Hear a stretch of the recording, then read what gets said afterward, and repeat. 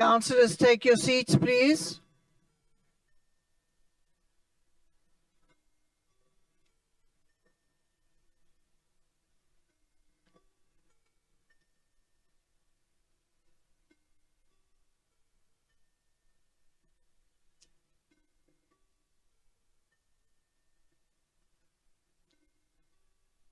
Councillors, it's almost 10 o'clock. Can you take your seats, please?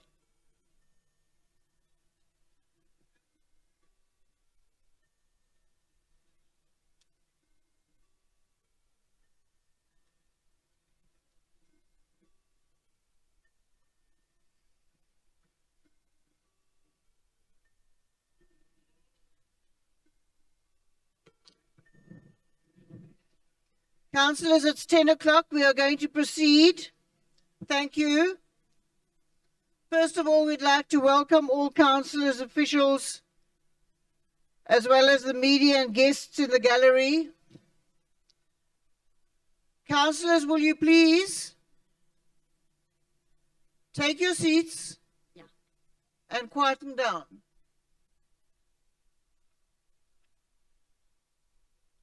So we welcome all councillors, officials, as well as the media and guests in the gallery.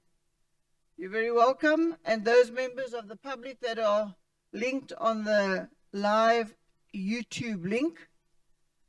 And we also have a number of new councillors in the chamber who will be officially welcomed during the acting mayor's address, or the deputy mayor's address this morning.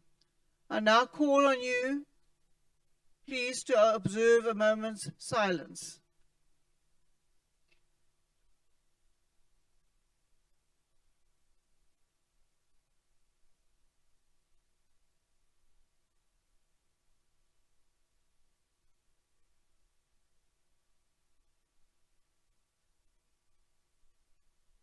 Thank you. Councillors, we now need you to register to proceed with the electronic registration. And to do that, you put your card, your white card, into the slot on the right of the console.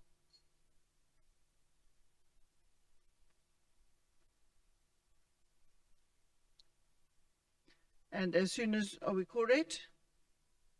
We're correct. Okay, we're going to move on. We're correct.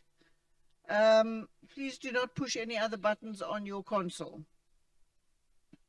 So I now call on the Deputy Mayor to address the Council on behalf of the Mayor.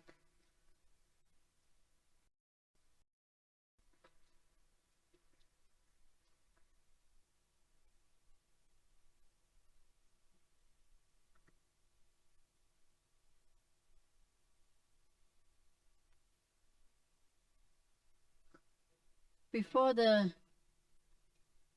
deputy mayor speaks, I wanted to just get clarity. Do we have an acting mayor, or do we have the deputy mayor speaking on behalf of the mayor? So it's quite simple. It's all in the rules, and it's a deputy mayor who is now acting mayor.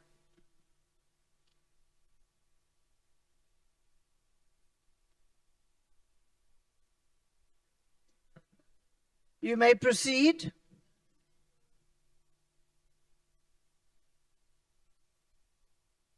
Fellow councillors, honoured guests and members of the public and media. Goeiemorgen, molweni, assalamu alaikum, shalom, good morning. Madam Speaker, I request that we observe a moment of silence to honour the passing of the Catholic Holy Father, Pope Francis.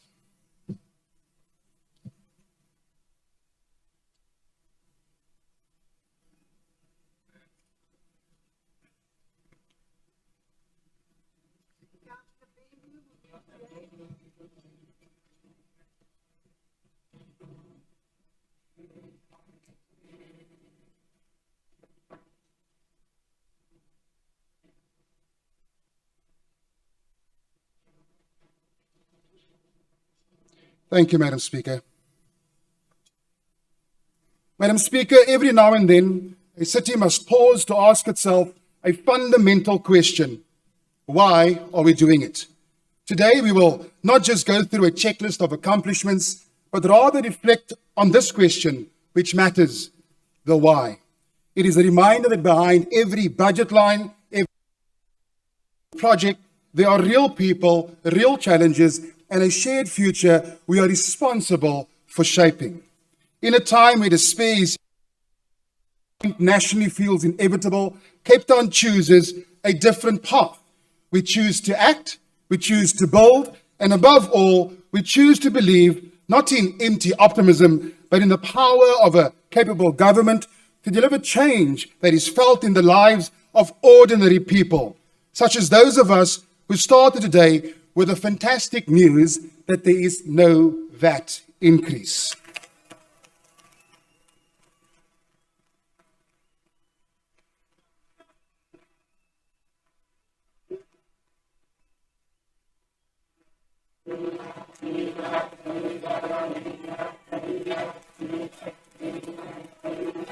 Councillors, Madam Speaker, Victories. I perhaps should read the comments by Brent Lindick that says the following. South African government has scrapped its planned VAT hike after a national outcry. And I think it's important for us to understand why this is such a big deal. Because VAT, value-added tax, is a consumption tax. It is a tax that is applied at every single stage of production and the value added at that stage. It does not care how much you earn. It's a flat rate applied to most goods and services. That means lower income households who already spend a higher proportion of their income on everyday essentials would have felt the brunt of the hike the hardest. And with poverty levels still unacceptably high and unemployment stubbornly stuck, this increase would have been devastating. So, Madam Speaker, as always, plenty has happened since our last council meeting. But before diving into all the details, let me take a moment to welcome some new and not so new councillors to this house today. From the ANC, I would like to welcome Councillor Ndintini Chidu.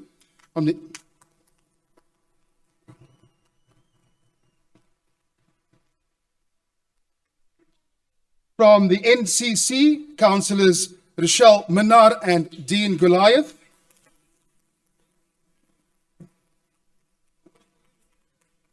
From the DA, welcome to Councillors Betetuli Nkanasi and Bungisa Maka.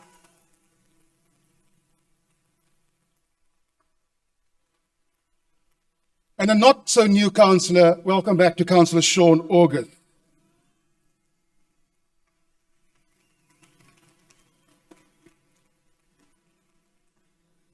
Madam Speaker, as elected officials, we have the responsibility to recognize the extraordinary efforts of ordinary Cape Townians. Across our city, in every community, there are individuals who lead with courage, serve with humility, and quietly shape the future. Just a couple of weeks ago, I had the incredible privilege of running the Total Sports Two Oceans Half Marathon alongside firefighter heroes Jermaine Carlser and Ronaldo Duncan, and they are here today, as well as volunteer wildfire service members Liam Gannon and Thomas Lennon.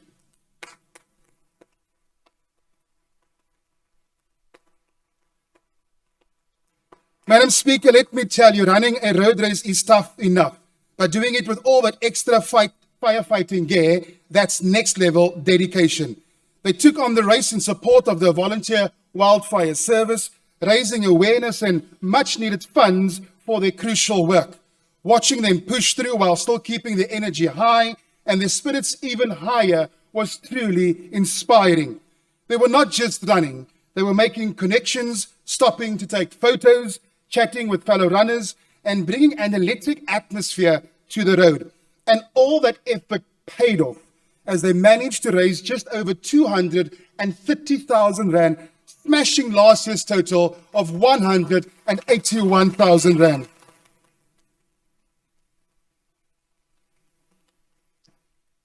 Madam Speaker, I'm sure that you've noticed, just as I have, all the graduation ceremonies happening across our city's tertiary institutions.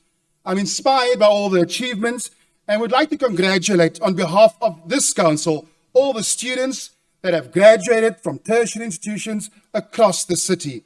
I have seen and read beautiful stories of students celebrating their successes and attributing their achievements to their parents, grandparents, families, and communities for supporting them through their studies. We have invited one such student to be here today so that we can acknowledge him. Abdurrahman Arendse from Manenberg is accompanied by his mother, Zainab Arendse. He graduated from University of Western Cape with a BCom degree cum laude.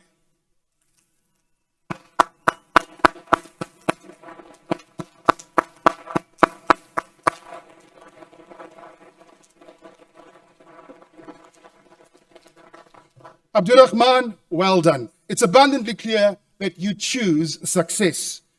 Furthermore, joining us in the chambers today is the Triumph University of Cape Town rugby team, also known as the Ike Tigers.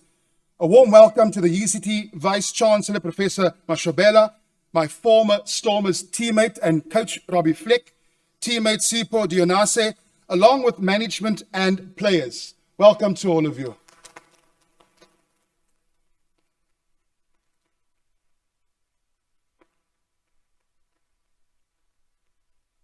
Last week, Monday, the Ike Tigers claimed victory over Stellenbosch University at the Dani Craven Stadium in the Varsity Cup, breaking an 11-year drought since the last month in the tournament. Prof. Flecky and Sipho, you have every reason to celebrate this remarkable achievement, and we share in your pride as a city. Congratulations again to all of you.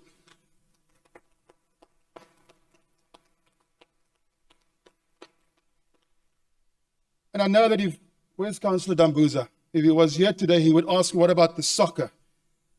Finally, the soccer enthusiasts, rest assured, under 19 soccer tournament, and as I was reminded this morning, on the continent, the Bale Premier Cup remains front and center. 194 teams from across the country battled it out in the qualifying stages, but only 32 earned the honor of competing in the main tournament. Reaching this stage is no small feat. Congratulations then to Ubuntu Football Academy and your co-founders, Casey Prince and Michael Jenkins, on your well-deserved 2-0 victory over Randburg Football Academy. And they are also here today.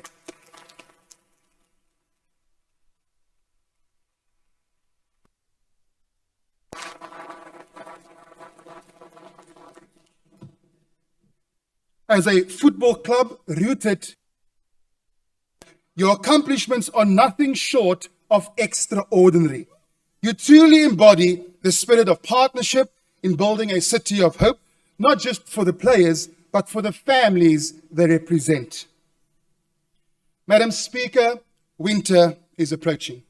As it draws near, it brings with the biting cold, heavy rainfall, and a lingering concern for many of our residents. The harsh winters we experience point to areas where our infrastructure is most fragile, where the safety nets are the thinnest, and where poverty bites the hardest. But each winter that passes, this fragility is minimized. More than this, Madam Speaker, winter also has the power to reveal something else: our capacity to care, to act, and to stand together. We have long been a city of community, of helping, of kindness, and of responsibility to others. And as we turn toward colder months, our city enters a time of heightened alert, preparation, and care. And despite the unique challenges which winter brings, it also serves as a reminder that our city is strongest when we act together. And that for the future we want to build. Safer, fairer, more resilient begins with the actions we take today. Madam Speaker, let us be clear. The City of Cape Town remains steadfast in its commitment to upholding this responsibility with the utmost seriousness. We're not on to the coming conditions. Excuse me. We are already actively working to reduce risk before winter arrives in form. By the end of March, our team successfully jet cleaned more than 281 kilometers of sewer lines, an impressive achievement that exceeds the initial target of 200 kilometers, with 2 months still remaining in the current financial year.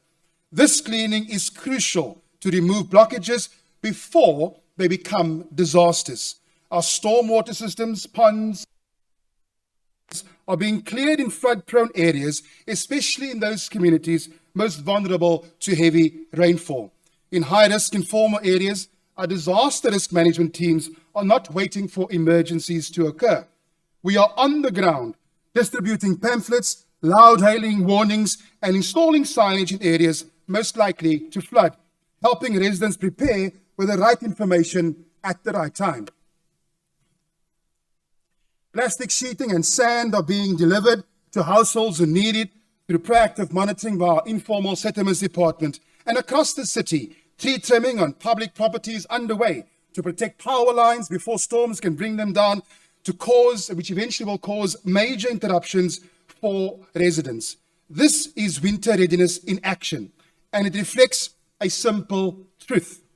Good governance is not reactive, it is proactive.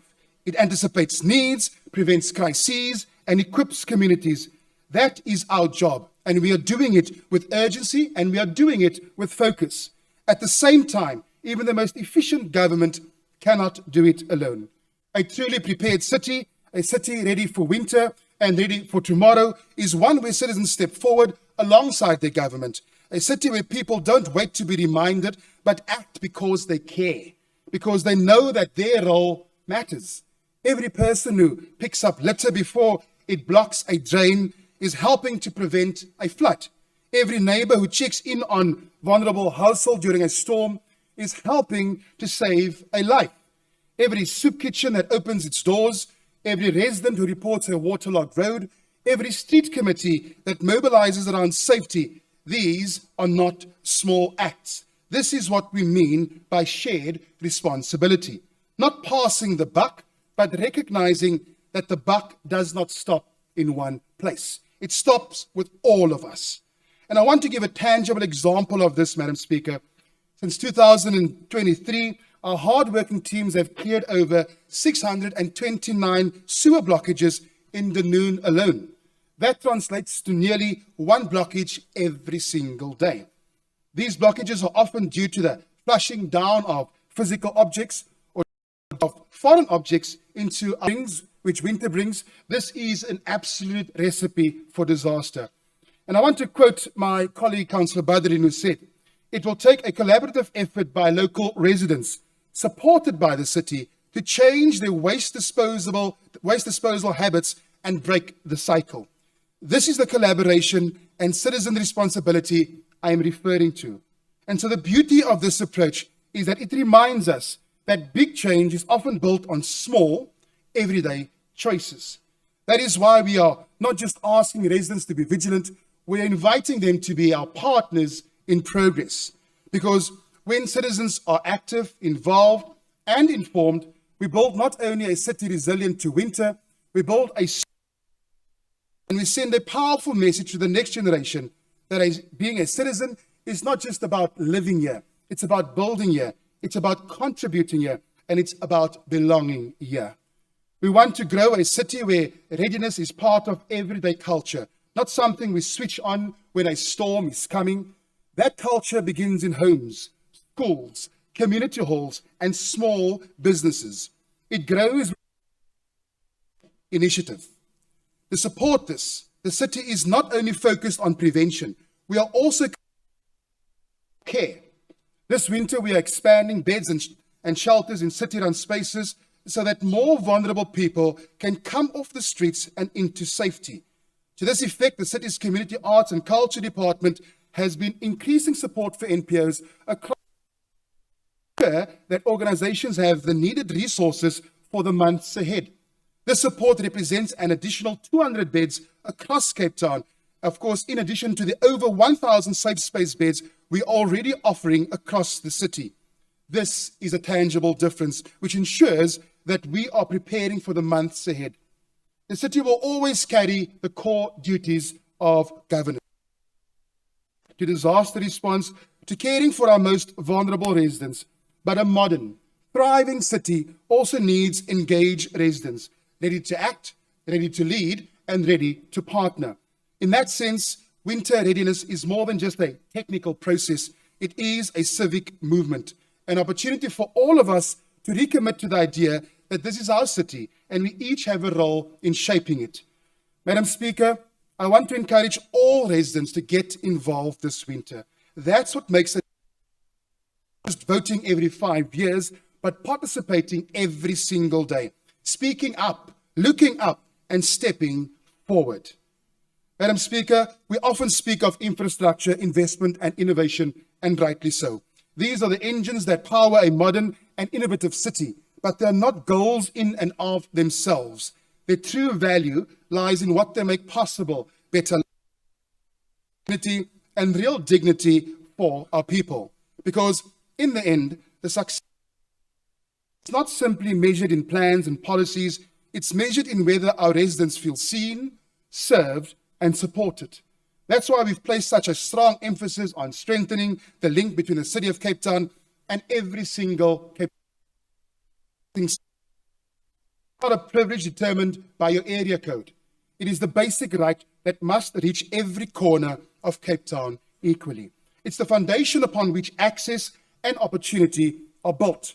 When a resident knows how to log a service request, apply for a rebate, or report a burst pipe, that's not just a competent administration. That's connection, that's empowerment, that's government reaching its purpose.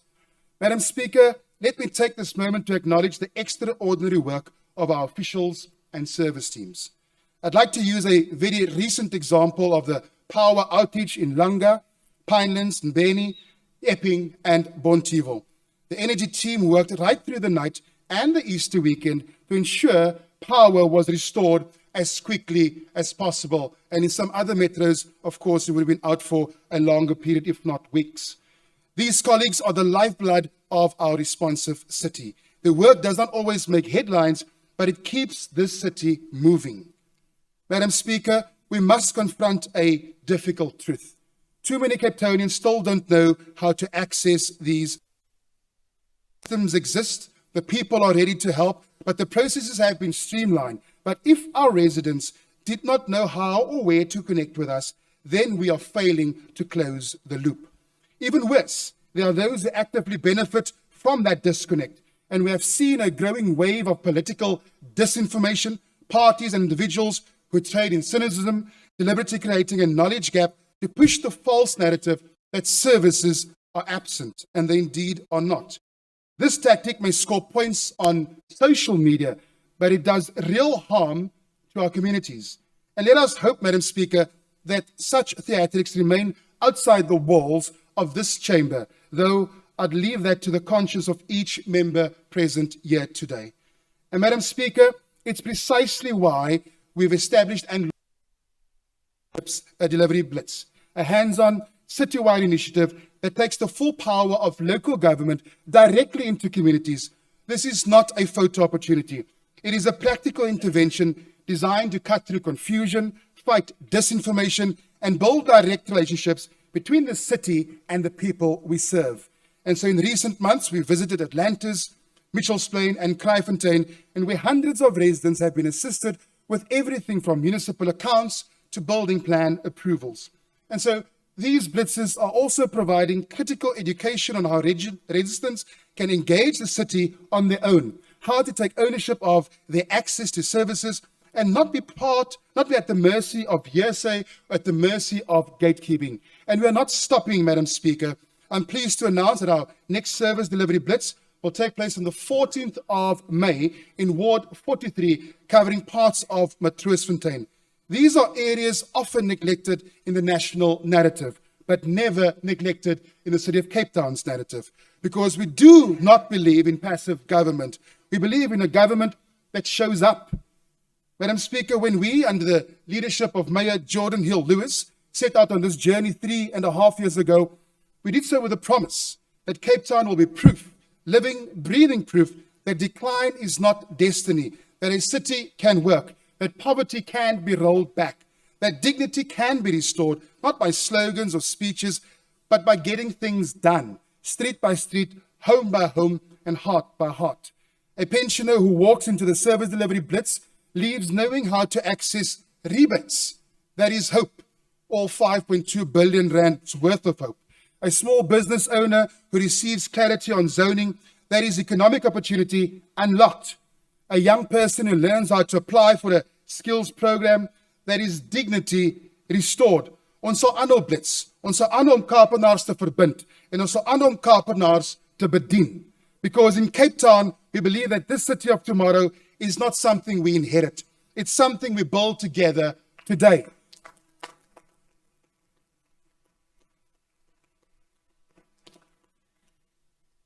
And Madam Speaker, each passing day we are moving closer to building the city of tomorrow. From early child development centers to affordable housing, urban mobility, water and sanitation, community health, and economic stimulus initiatives, we are making significant strides to build a more inclusive, sustainable, and equitable future for all residents of Cape Town. Madam Speaker, ECD Centres serves a crucial foundation, shaping the future of our children.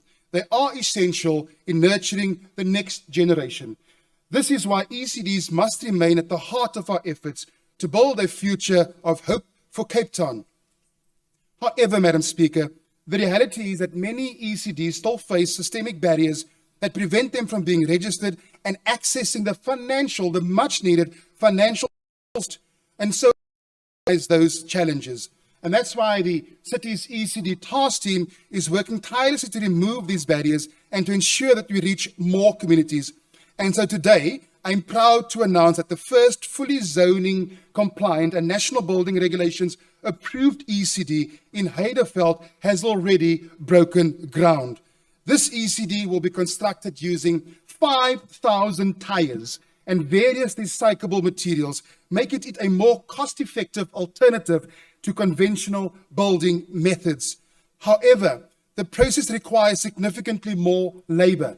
To support the project, workers from Heiderveld have been trained in techniques for repurposing recyclable materials in construction.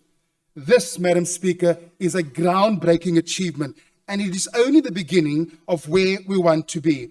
And so, in recognition of the pressures faced by working families, the city has also exempted ECDs from paying planning application fees. And so an independent analysis has stated that this reform that we have embarked on as a city of Cape Town will benefit over 1,500 ECDs, 58,000 children, and more than 7,000 staff members. This is reform making a difference, a tangible difference, and for many children, a life-changing difference. But Madam Speaker, we are going further than that. We have introduced a fund to assist qualifying ECDs with development contributions. And at this stage, joining us in the gallery today is Mrs. Michelle Wagner from Lagos Educare in Grassy Park. Welcome, Ms. Wagner.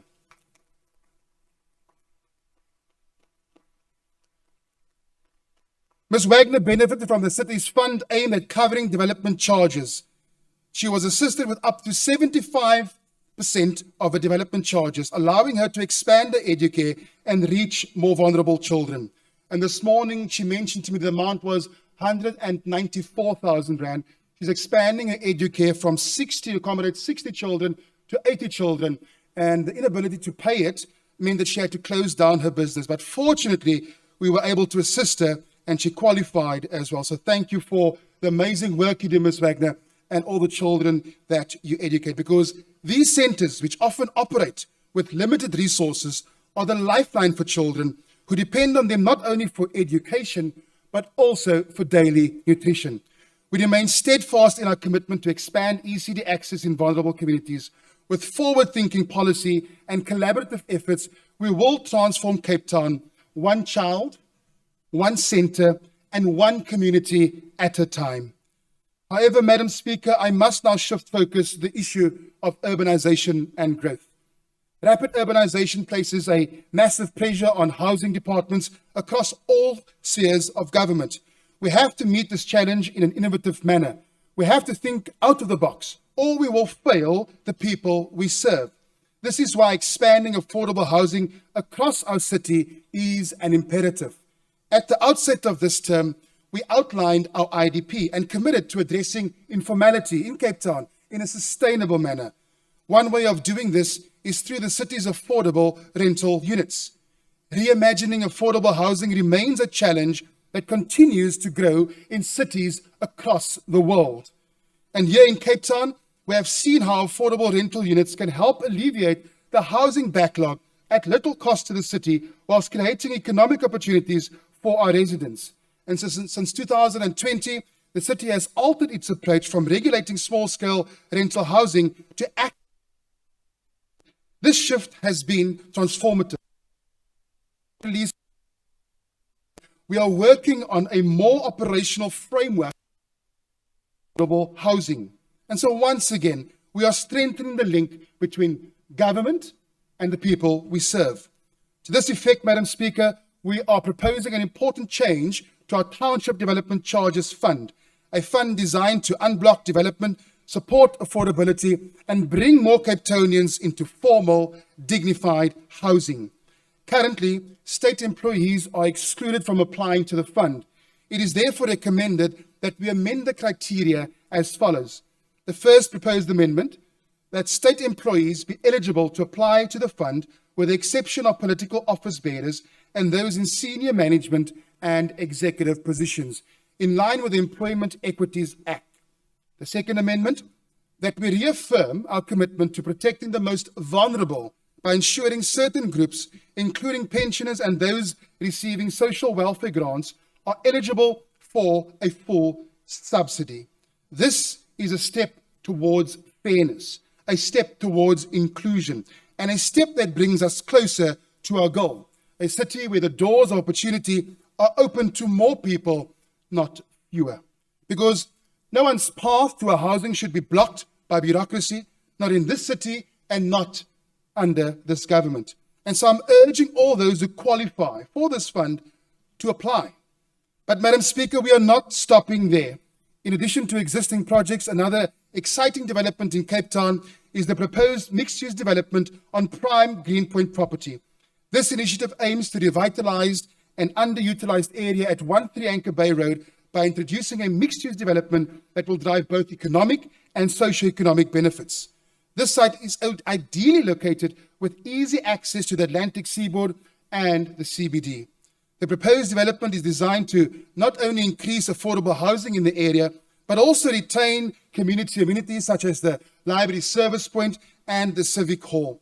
Stakeholders with an interest and or affected by this proposal could and will and should attend the public participatory engagements both online and in person. These sessions will provide insight into the vision for this strategically located site.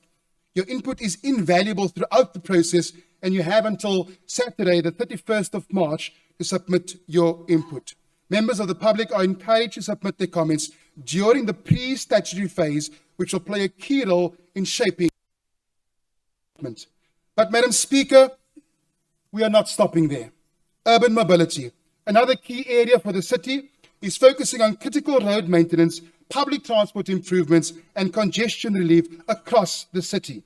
Major road projects such as the rehabilitation of Jakes Gerwel Drive, the construction of My City bus services on AZ Berman Drive, and the resurfacing of Morgenster Road are already underway. And I understand the frustrations of our residents, especially in areas like Mitchell's Plain, where congestion is a daily challenge. However, many political parties, and let's hope that some of them are not in the chamber here today, have peddled the misinformation that we are only doing these upgrades to score political points in the upcoming election. You accuse us of not investing in certain communities, but when we invest, you accuse us of only doing it to score political points. So which is it?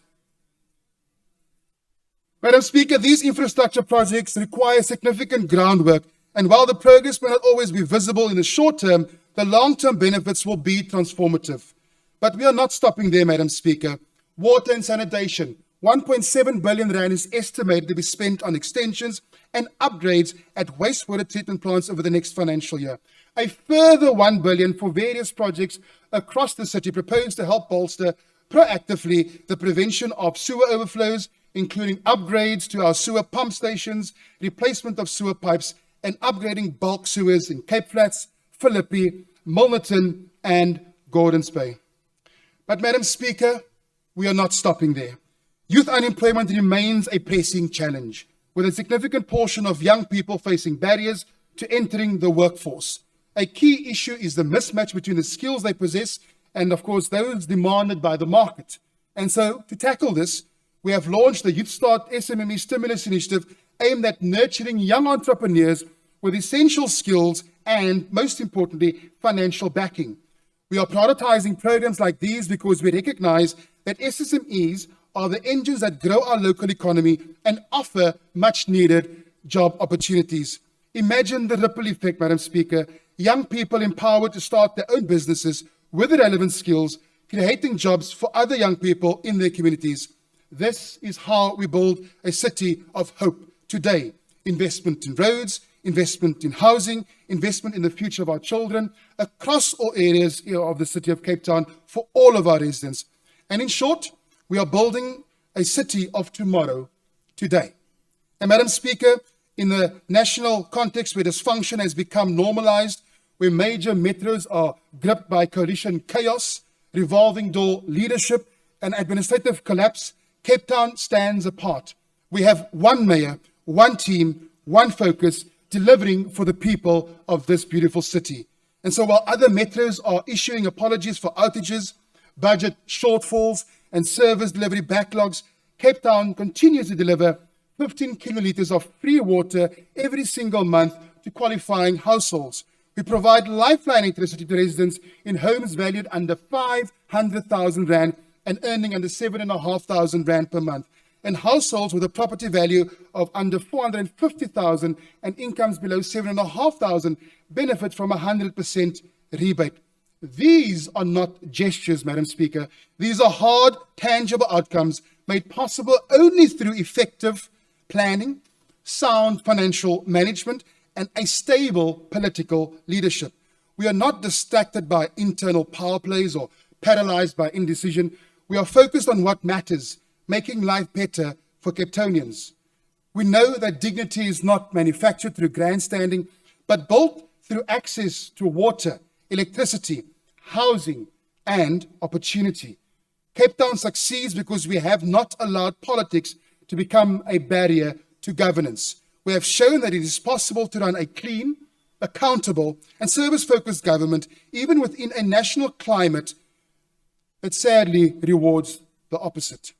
We have done this by staying the course, by investing in the basics, and by refusing to be dragged into the chaos that defines too many other metros. Yes, Cape Town stands apart, not because we claim it, but because the results speak for themselves.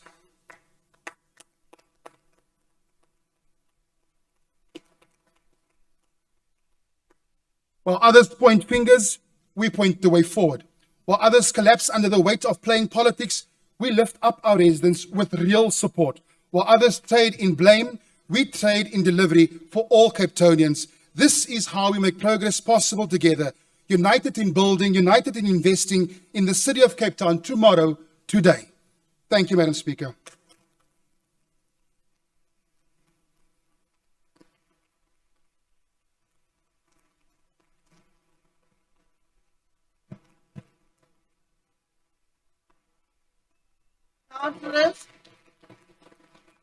Councillors, now in terms of Rule 11.2, the following parties have the opportunity to ask a question. We will start, councillors. We will start with the UIM, Councillor De Beer.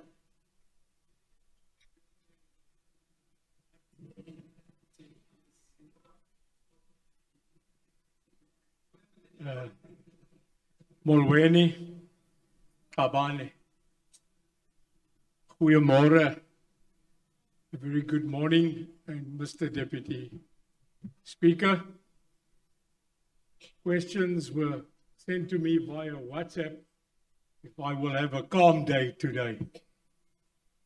I can guarantee you, I think I'm getting a bit old for conflict.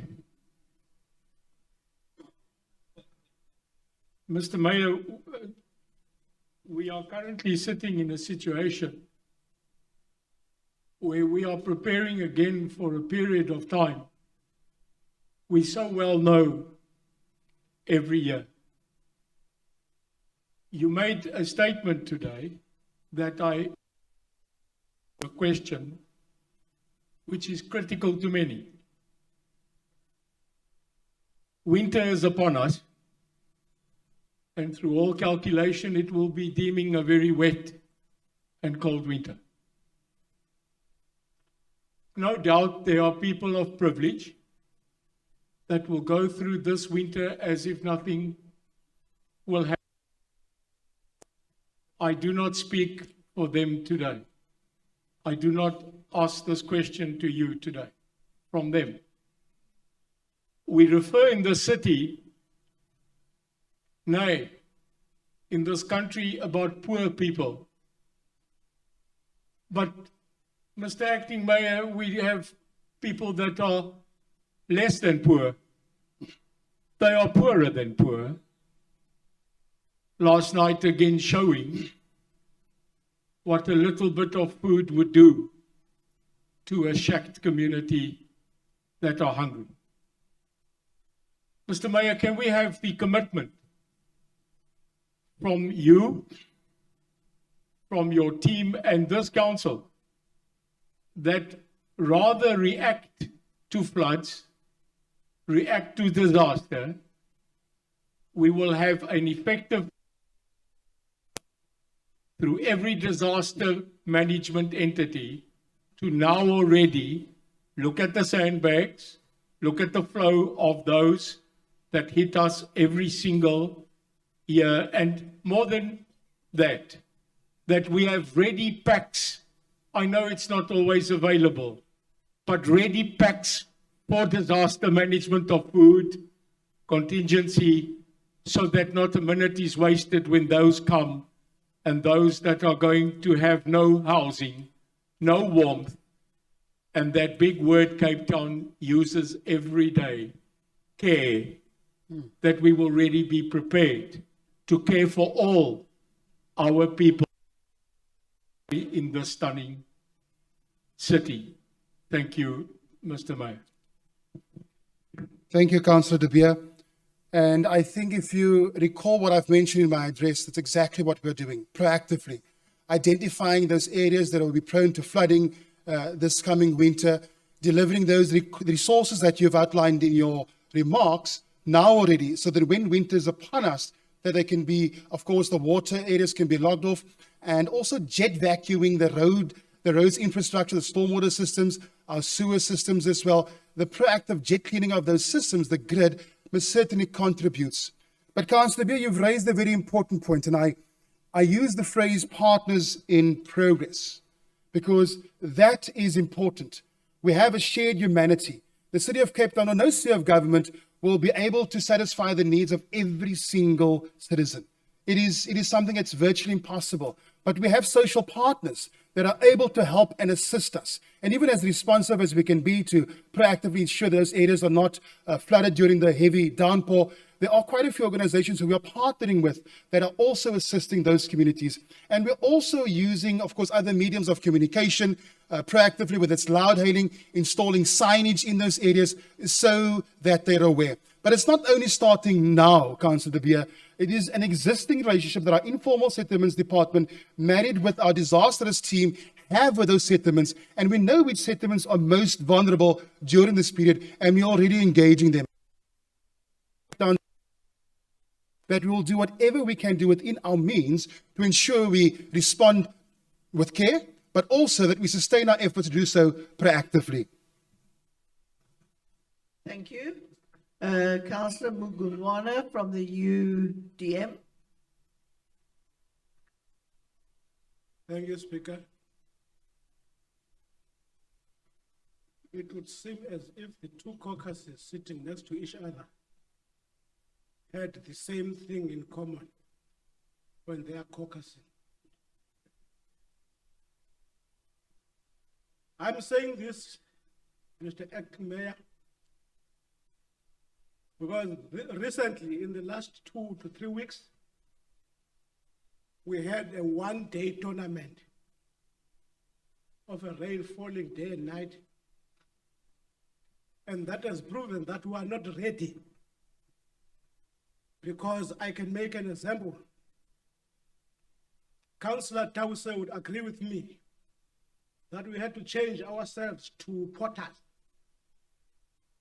for the Sunray Primary School kids who couldn't get into the school because of water logged in the main road in front of their school. There are a lot of areas that I visited on behalf of my caucus where I saw long queues of people waiting for taxis in a rainy weather. Imagine you are going to work, you are wet before you can even get into a taxi. What is the use of you going to work if you are so wet? I, on behalf of my caucus, have raised this issue 2 years back, that we need covering of the informal taxi ranks, especially in the areas of Kailicha, Philippi East, Browns Farm, Samora Machel, Delft, Joe Slovo in Milnerton. But up till today, nothing has been done. What guarantee are you giving us, Mr. Mayor, that when these heavy rains are coming, because we have seen in the other provinces that these rains are heavy and more heavier than the usual ones. What guarantee are you giving us that those people are not going to be heavily affected?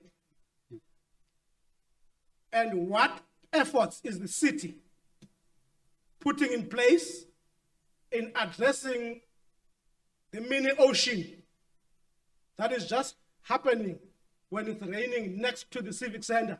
I'm talking about the station deck, where there is no drainage system altogether. People alighting from taxis are swimming on their way to the station. Thank you, Mr. Mayor. Thank you, Councillor Mdangwana. In my address, I mentioned the city's proactive approach during this winter readiness program. And I think it's important to mention that there's also a responsibility of those communities as well. I mentioned the example of the Noon, where we had on average 1 blockage per day. And so we need the assistance of those residents to dispose of their waste in a responsible manner. The pools or the floods, as you'd call them, it is because there are foreign objects within the system. And of course, we need to ensure and remind ourselves that we should not be disposing foreign objects in our system as well. But having said that, the taxi ranks, I think we list all those areas, and we can engage with council what they have on the capital program, if any of those are listed there. The deck that you referred to early on, Transnet, they the property owner. There is an obligation of the property owner. And I also would like to use the opportunity to look even in our formal areas as well. I mentioned in my address that actively pruning trees on public land. There's also an obligation of the private property owner to ensure that trees located on their property is pruned so it does not snap necessarily the electric cables. It would cause large areas to be out of electricity for an extended period. But also, even for the debris as well in the road, that you can clean that as well. Please let us know. With the recent downpour, we've issued an advisory request to our constituents. If there are areas that are flooded, please let us know, because winter is not just yet upon us, and we would like to proactively identify those areas and go and clean those areas as well. But to conclude with a response to your question, Councillor, I think the answer is simple. We're doing what we can do proactively. We've jet vacuumed quite a few kilometers of stormwater and sewer systems, but we also need those citizens, those residents in those informal settlements to be our partners in progress and assist the disposing of waste in a responsible manner. I also want to comment on the pathway that those in those socially vulnerable areas have to walk on. And I recall just about last year, I was in Barcelona, informal settlement, and there was a project that we were doing. And before we went out there, we saw this lady, and she was walking with her shoes in her hand, beautiful shoes, and she had on a pair of gumboots, and she was walking down the where she was staying, the informal settlement, towards the transport corridor to get the bus or the taxi, whatever mode of transport she was about to consider. And I stopped and I asked her, well, why don't you put on your shoes? And she said, well, I can't. Because when I arrive at work, I'll be waterlogged, I'll be wet, my shoes will be wet, and of course I will arrive and looking all soggy and unprofessional in my place of employ. And you know what the team did, Councillor Mangwana? We went back there, we hardened that surface, we ensure that now most of those individuals who are utilizing that pathway have a more dignified pathway to walk on. She can now walk with her beautiful shoes down and don't have to cover the shoes with plastic bags again. And just one example how we care for all of our citizens whilst we're listening, as we ensure that we're proactively responding to those waterlogged areas when there's a heavy downpour. Thank you. The Freedom Front Plus, Councillor Janssen van Vuren. Thank you, Speaker. Mr. Mayor, you used a few phrases here, which I think is very important just to mention before my question. You spoke about real people, real challenges, and then you carried on to a phrase that said, all of us. And before I ask my question, I would like to ask every councillor here to think very carefully about this phrase, because this is my question. Mr. Mayor, is there ever going to be an effort to not burden the middle and higher income groups so heavily with water and property rates and give them breathing space in the future? How long will they be able to carry this burden? After all, it is this group that carries a massive portion of the city's funding and budget and carry a huge portion of the city's efforts across all demographics and many suburbs in the city of Cape Town. Thank you. Thank you, Councillor van Vuren. I intentionally use the phrase partners to progress. And we thank every single ratepayer in the city of Cape Town contributing towards our rate space, because it's that rate space that funds the IDP. I mentioned about 3.5 years ago, we adopted this IDP where we said, IDP, where we said we will ensure that Cape Town will be safer. We'll ensure that there's a functional public transport system. We'll ensure that our water bodies and our other canals and our oceans, the water quality is improved. We will also ensure that our service delivery portals, that it's fully digitized as well. And we'll fight for you or advocate for you. That is also access to affordable housing opportunities. And what you see now in the current budget, it's a continuation of that commitment. We are now, of course, have a very ambitious capital program, as you rightly know, 120 billion rand over the 10-year period, averaging about 12 billion per year. And we thank every single resident, because we are all partners contributing towards that outcome to ensure that we offer those who are vulnerable a lot more opportunities to housing and to services in a more dignified manner. So we thank every single resident, but I also want to further add the following as well. I know that there are quite a few engagements that the city has planned for our budgetary processes, and these engagements are specifically designed to solicit input from all our constituents. And so there are projects that were happening across the city, and we can't fund it by ourselves. We need our partners in progress. And the difference is often asked, well, why do you compare yourselves to other metros? Well, there's a simple answer to that, Councillor van Vuren. If you look at here last week in the Business Day, there was a headline there that said, ailing councils not able to use 18 billion rand. And what it also said there, the following: according to the review, fixing local government will require a comprehensive approach over a sustained period of time, including a possible refinement of local government mandate, improved revenue collection, enhanced governance and fiscal discipline, restoration of public confidence in local government and citizens' behavior change. Municipalities owe Eskom 107 billion rand in unpaid electricity bills and water boards about 23 billion rand. And it further goes on to say, challenges within local government go beyond funding, including poor leadership and governance, mismanagement of public funds and corruption. And it says, understanding why local revenue has declined, especially as rising unpaid bills have made it harder to collect money owed. There are also persistent problems with financial management and internal controls. And so what we are saying to the public, Councillor van Vuren, is the following. your money is safe with us. We have a plan. We know how we're going to spend that. There's no mismanagement. We don't owe Eskom a single cent. Not one single cent. Over an average of 12 months, our collection rate in the city of Cape Town is 97%. And that's why we must say thank you to every single ratepayer in the city of Cape Town, because you help us shape that shared future that I spoke about. And also, whilst I have the opportunity, Councillor van Vuuren, we want to send a message to President Ramaphosa that these municipalities and the concerns you've listed does not apply in Cape Town. We would welcome more funding. We welcome more grant funding. We welcome the bigger and greater dollar allocation because, as the Auditor General said, and of course we know what the finding was, it confirms that the money is spent in the responsible manner, within scope, on time, and on budget. It does not go anywhere else, not siphoned anywhere else, but it's going towards much needed services for all of our residents in the city of Cape Town. Councillor Bengi, I'm naming you for the first time. Thank you. Ara, Councillor Claassen. Thank you, Speaker. Mr. Mayor, thank you for your speech this morning. And I've noticed in your speech you said that, why are we doing it? But I think the real question this morning should be, who is the real beneficiaries of what you are doing? Mr. Mayor, this morning, I want to just, before I ask you the question, and I'm going to speak to you now as a ratepayer or a councillor, because something Councillors, quiet, please. atrocious happened, and it's quite concerning. So you've given us all your accolades and start to sing it very highly this morning, and we've listened to that. And we don't want you to stop there, Mr. Mayor. We actually want you to continue.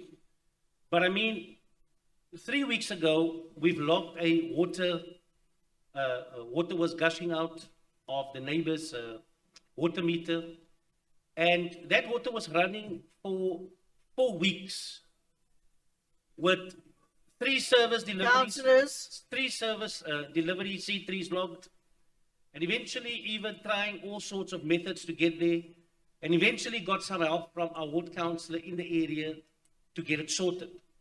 Now this, Mr. Mayor, is a concern.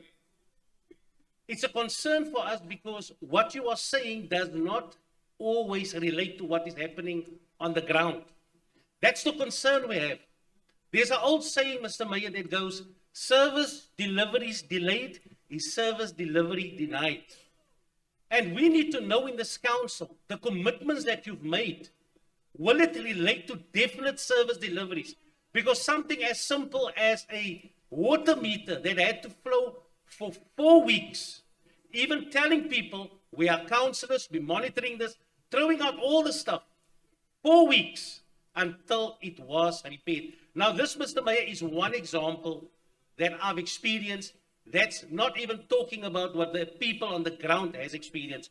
So Mr. Mayor, from your side, listening to you this morning, please give us assurances. We are hitting a very critical time in Cape Town. The rainy season is upon us, and we can't afford to wait for services when people are crippled by the weather situations that's going to hit us. Thank you so much. Thank you, Councillor Claassen. That commitment has already been given. But let me add the following. You have a city of Cape Town. We have about just over 11,000 kilometers of water, of the water grid. 11,000 kilometers. So it's never a question of if there will be a pipe burst or a meter that's defunct. It's a matter of when. And you've raised a very important point that 4 weeks is extremely long. I don't have the specifics about it. But we must also recognize that the department categorizes the service request. You have a meter that leaks, or you have a major pipe burst that has multiple communities that are without water for an extended period. So in all likelihood, it probably could have been the case here. I'm sure we can find out and investigate the matter, but we must also understand the context. So the issue is not when the meter will be faulty or when the pipe will burst, or if it will burst, it is when it will burst, and it will. And what we should measure Team Cape Town upon, in this case, you've mentioned it took 3 weeks, and perhaps it's not a very good example, but if you're looking at the overall performance of the teams, most certainly they are responsive. because water is a scarce resource. And one of the reasons why we've been successful on day zero, because we've changed our habits, we've changed our way we use water, we've deployed additional staff on the ground to ensure we're a lot more responsive, we've reduced the water pressure so we don't leak as much water. But if you compare in terms of the non-water revenue losses, it is a lot better than most other metros. So not a matter of if, but when. But I'm happy to take that service request and do a deep dive into that, Councillor Claassen. Thank you. Councillor Dudley from the ACDP. Thank you. Acting Mayor, last night I attended a ratepayers meeting, and in short, the city came off second best. Many folk were disappointed with the response of their comments, and in general, disappointed with the city. The odd expletive and the vibe of the evening left me in no doubt that the ratepayers are disillusioned. An article by the Argus caught the attention of the ACDP this week. It read, tariff hikes in the city. Draft budget faced backlash from civic groups. Let me read it again. Tariff hikes in the city's draft budget face backlash from civic groups. And as one writer noted, the Democratic Alliance has long positioned itself as the party of good governance and financial prudence. But others are saying that the city's approach to the proposed increases reveals a form of hypocrisy, and that should not go unchallenged. Opposing hikes in Gauteng by the DA, and then imposing steeper hikes for the city of Cape Town has not gone unnoticed.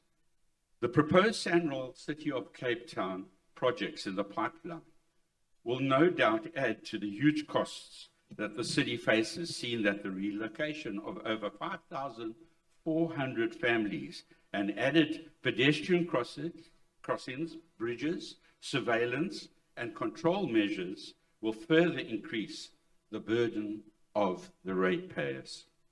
My question, sir, is, has this been considered by you, what I've just said? And how does the city propose to ensure that these factors do not unfairly and unsustainably overburden the ratepayer? Thank you, sir.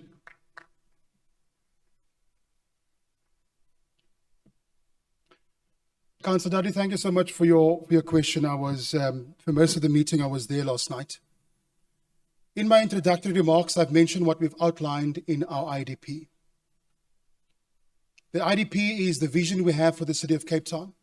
We shared that with the public when we public participated that draft document. And we said, this is what we want to achieve. This is the vision for Cape Town. Because we recognize that more than half of the world's population resides within cities. And here in the city of Cape Town, 2/3 of the province resides in the city of Cape Town. So people flock to cities for economic opportunities, for other health and education and the like. And so they are coming. So as a resilient city, we have to ask ourselves a very important question. What are we going to do? And how are we going to plan in a manner that will ensure that the services are sustained, bearing in mind that those who are using the services, whether it be water, energy, are looking at alternate means to secure or supplement their supply. We recognize that as well. But the reality is, Councillor Dudley, that there's still a fixed cost that we have to fund as a Team Cape Town. The team members are still on the ground. The depots are still there. The vehicles are still there. And so you're paying for the access to that service. We are paying to ensure that we are a lot more responsive as Team Cape Town. We sustain our response as Team Cape Town.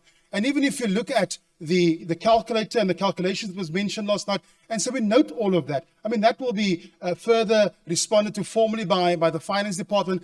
But the reality is we've been very open and transparent as to why the rates increase has been announced for that particular percentage. It's because we need to fund the budget. We need to pay for the service that all of us use across the city of Cape Town as well. And so we thank those who participate and those who are still engaged in those engagement as well. But I think I want to conclude by saying the following, Councillor Dudley. It's precisely because of good governance and being financially prudent that we find ourselves where we are finding ourselves. So we recognize that. And this, of course, would be in terms of this term of office, it's a very busy period in terms of the capital program. We're funding sort of second and third phases of projects that are already in the system. And this would ensure that our most vulnerable have public transport, reliable public transport from Khayelitsha and Mitchell's Plain, that those who are using those transport when they come to economic opportunity, perhaps we offer them a more affordable housing opportunity here in the center of town, whether it's social housing or affordable housing units delivered by the private sector, whether it is the massive, just over 5 billion rand investment in water and sanitation to ensure we have services to all 8 districts in the city of Cape Town. And that's what it finances. And we'll say to every single taxpayer and ratepayer in the city of Cape Town, your money is not being siphoned anywhere. Your money is going towards much needed services to ensure that we not just remain resilient, but the future, in this future of the city of Cape Town, that we thrive and that we can accommodate everyone who live, work and play here in the city of Cape Town. Thank you. We move on then to applications for leave of absence. Chief Whip. Thank you, Speaker. Good morning, colleagues. Speaker, it's a relatively long list of apologies this morning. Alderman Jordan E. Lewis, then all councillors van der Merwe, Lord Liwa, Gabuza, Nkumbolo, Badruddin, Tatani, Dambuza, Low, Solomons, Tyndela, Steelman, Arnolds, May, Bengi, Matutu, Mkina, Pakadi, Khadini, Davids, Kaye. Then on sick leave, councillors Woodman, Pimpy, Cameron, Nchiza, Lunat, Yeku, Panaros, and Sulelo. Late arrivals, I'm not sure whether the councillors have arrived yet. It's Alderman Pringle and Councillor Legoff, and leaving early today would be Councillors Joel Davids, Councillor Stacey Davids, Councillor Masio, Councillor Nkumbalanga, Alderman Justice, and Councillor Shloshla. Thank you for that. Councillor Bacardi is very much present. He's arrived, and Councillor Pringle's arrived. Councillor Haynes, do you have something to add? Yeah, let me start with Councillor Pakadi. His request is to leave early. Okay. So he's here, he will leave if we are still here at 2. Well, that will be up to you, but yes, okay. We are definitely to be here by 2. All right, thank you very much. Speaker, I have not heard the names of Councillor Kadeni, Trina and Faya, and then Councillor Nchweza on sick leave. I might have missed it in the excitement of Councillor Pakadi coming to me. And then Councillor Stevens might also leave early if we are still going to be here. Thank you. All right, so that's fine if you can just let the Chief Whip get that. Councillor Cupido. Thank you, Speaker. Just to inform Councillor Bengi is present. Councillor who is present? Bengi. Well, I've noticed because I've already called in for the first time. Thank you. All right, so councillors, I'm going to read the attendant. Councillor from the ACDP. Speaker, I did not hear the name of Councillor Burke, who's on leave. All right, thank you. You got it? Right. Okay, I'm going to read the attendance out now. Please, if there's an issue, let me know. But you should know if you're here or not. So the ANC, we have 32 present, 11 absent. Councillors, please. The DA, we have 118 present, 16 absent. ARA, including the mayor. Last. Including the mayor. Speaker. Can we continue with this? ARA, we've got 2. ARA, are you paying attention? We have 2, correct? DP, we have 5. All right. AIC, we have 1. All right. Al Jamar, 3. The CCC, we have 5. I don't count 5, but 1's always a jack in the box. Okay, that's fine. Cape Exit, we have 2. CMC, we have 1. DI, we have 1. EFF, we have 4, yes. Freedom Front Plus, we have 4, yes. Good, we have 7. Okay. The PA, we have 3. The PAC, we have 1. Then the UDM and the UIM, we have 1 each. Thank you very much. So we will take this count in terms of the voting in the agenda going forward. Thank you. And we'll adjust it if the latecomers register. So we move then on to the announcements by the Speaker. I have no further announcements to make. Official notices by the City Manager. There's no official notices. Okay, we'll move on to section 6, the confirmation of the minutes. And we'll move from page 5. Can you just confirm your attendance is all correct? And then we'll move on to those minutes. Are there no corrections? Thank you. Can we approve the minutes? Yeah. All right, that's that. Can we then move on to the next part of the agenda? And before we do the speaking items, I want to say that the following has been agreed on in volume 2A, volumes 7, 10, and 11. In volume 2C, items 28 and 32. In volume 3, items 33, 34, and 36 through to 38. Councillors, are you paying attention? Volume 4, items for noting, item 40, 41, 43, 45 through to 49. Are there any parties who wish to record their concerns with any of those items that we've noted and approved? No, thank you. Councillor Cupido? Speaker, we've submitted ours already. You've already done that, good. Thank you very much. So altogether we have 191 councillors so far present in the House. We move on then to the remainder of the agenda, and the first item that we have is item 4, and the first speaker to that item, which is the adjustment budget, is Councillor Quintus.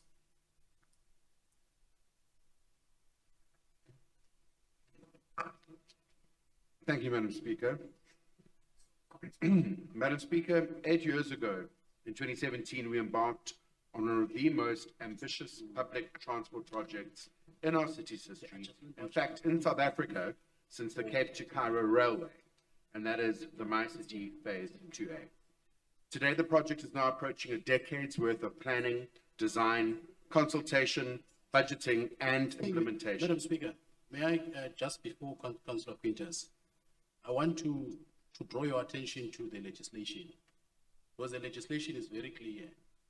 Municipal Finance Management Act, Section 28, subsection 4, is very clear, saying that the adjustment budget the only person that must table the adjustment budget is the mayor. So in the absence of the mayor, for the acting mayor. So we expected the acting mayor to table the adjustment budget. And then after tabling the adjustment budget, all the speakers can speak afterwards. So we are starting in a wrong way now. So trying to... Mayor, you've tabled the budget. You said it in your speech. Can you just do it again? Mayor, acting Speaker, I table I'm not acting, I'm here. Oh, sorry, apologies.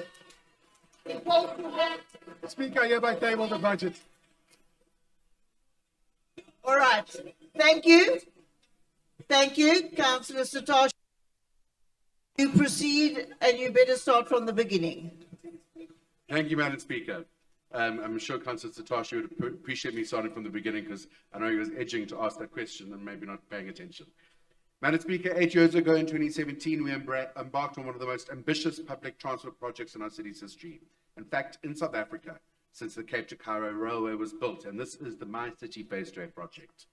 Today, the project is now approaching a decade's worth of planning, design, consultation, budgeting, and implementation. It's hard to overstate the scale and complexity of this project, and with extraordinary ambition comes some extraordinary challenges. Many have been completely beyond our control. In 2020, the COVID-19 pandemic brought the world to a standstill. Not only did we see construction stopping and contracts disrupted, but multitudes of land invasions seizing key urban and road reserves set aside for public transport. Meanwhile, our quest to track down property owners and trustees has occasionally felt less like a bureaucratic process and more like a paranormal investigation. If anyone needs proof that ghosts exist, I invite them to join our team hunting for absentee property owners, though we've yet to confirm if seances qualify as a valid procurement strategy. Protracted negotiations and lengthy transfer processes will thoroughly bring one back firmly down to earth. From the sublime to the tragic, the plague of the so-called construction mafia has disrupted multiple construction sites in areas where the services are needed most. Some contractors have simply walked away entirely, while others have flat out refused to take on new work packages. When the city receives not a single tender for projects of this size, and at a time when people are desperate for jobs, one starts to understand the environment these gangsters have created. Extortionists have failed in their attempts to ransack construction coffers, but they have succeeded in stealing time from project implementation. They have stolen job opportunities from local residents. They have also stolen human lives on some of our projects. Yet through all of this, Madam Speaker, this DA-led administration shows accountability. We refuse to hide the realities or waste public funds chasing unrealistic deadlines. We have remained firm in our commitment to both transparency and delivery. From August last year, the Urban Mobility Directorate has engaged directly and honestly with both the National Department of Transport and National Treasury and laid the facts out on the table. We showed them the bottlenecks, the risks, and the true costs of delays. These honest engagements have paid off. Today's adjustment is not lost funding. It is simply being moved to where and when it can and should be most effectively spent, with the majority of the rephased funds applying to the MyCity Phase 2A projects. Both National Treasury and the Department of Transport have recognized the quality of this DA-led government's planning, our discipline in budgeting, and our accountability in spending. When the ANC, with Action SA, the Good Party, the PA, and Boza were cheering them on, tried to raise VAT on struggling families, the DA fought back and won. That's the difference we bring. We shield residents from reckless policies while still delivering world-class infrastructure. After 8 years in the trenches, we know exactly where our pressure points are. And thanks to our national government observed accountability and professionalism. Every rand is secured. Every project remains on track. And no community's needs will be forgotten or passed over. We're building a city that works, a city of hope, and we're doing it the right way to keep Cape Town moving. Thank you, Madam Speaker. Thank you. The Councillor Dwalewi. Sorry, Councillor. Delwali. Okay, it's printed a bit skew here, but Delwali.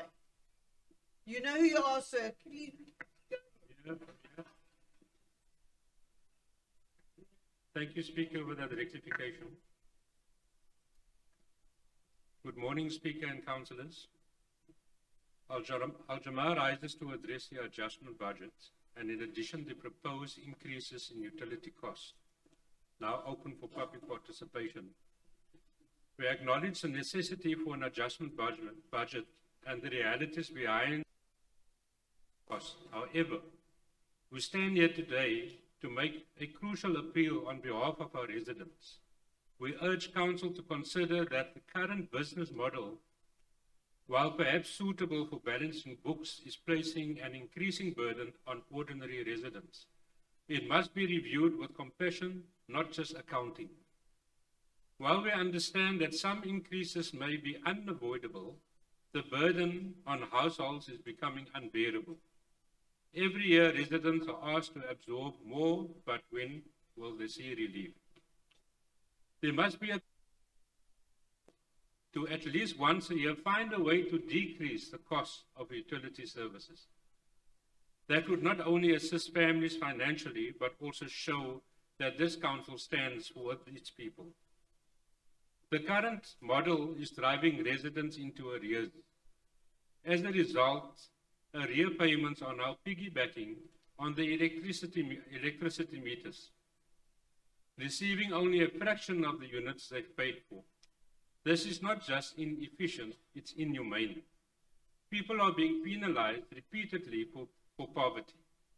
Out of desperation, residents overcommit to a payment arrangement in order to prevent their water from being disconnected or to be reconnected. However, come month in, they're unable to afford it. We know that people must pay for services, but we also urge the city to explore innovative billing options. For example, the rollout of prepaid water meters that incorporate the service charges could simplify things and promote responsible usage.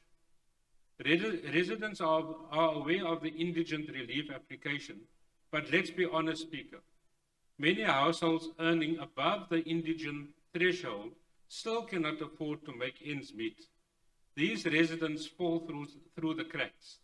They are not indigent by your technical definition, but they are struggling and they are suffering. We therefore urge this council to find the money elsewhere, albeit through cutting wasteful expenditure, revisiting procurement practices, or increasing efficiencies. Let this budget adjustment not become a blunt instrument that punishes the public, but an opportunity to show leadership and, most importantly, humanity. Madam Speaker, when the acting mayor announced the withdrawal of the VAT increase, the DA applauded with joy. I submit that the same joy and enthusiasm apply to tariff increases in the city of Cape Town. Honourable Speaker, Deputy Mayor, the objective of a budget is to responsibly provide for service delivery whilst making it affordable for the ratepayer. Adjusting your budget is not ideal, as it can become costly to the ratepayer.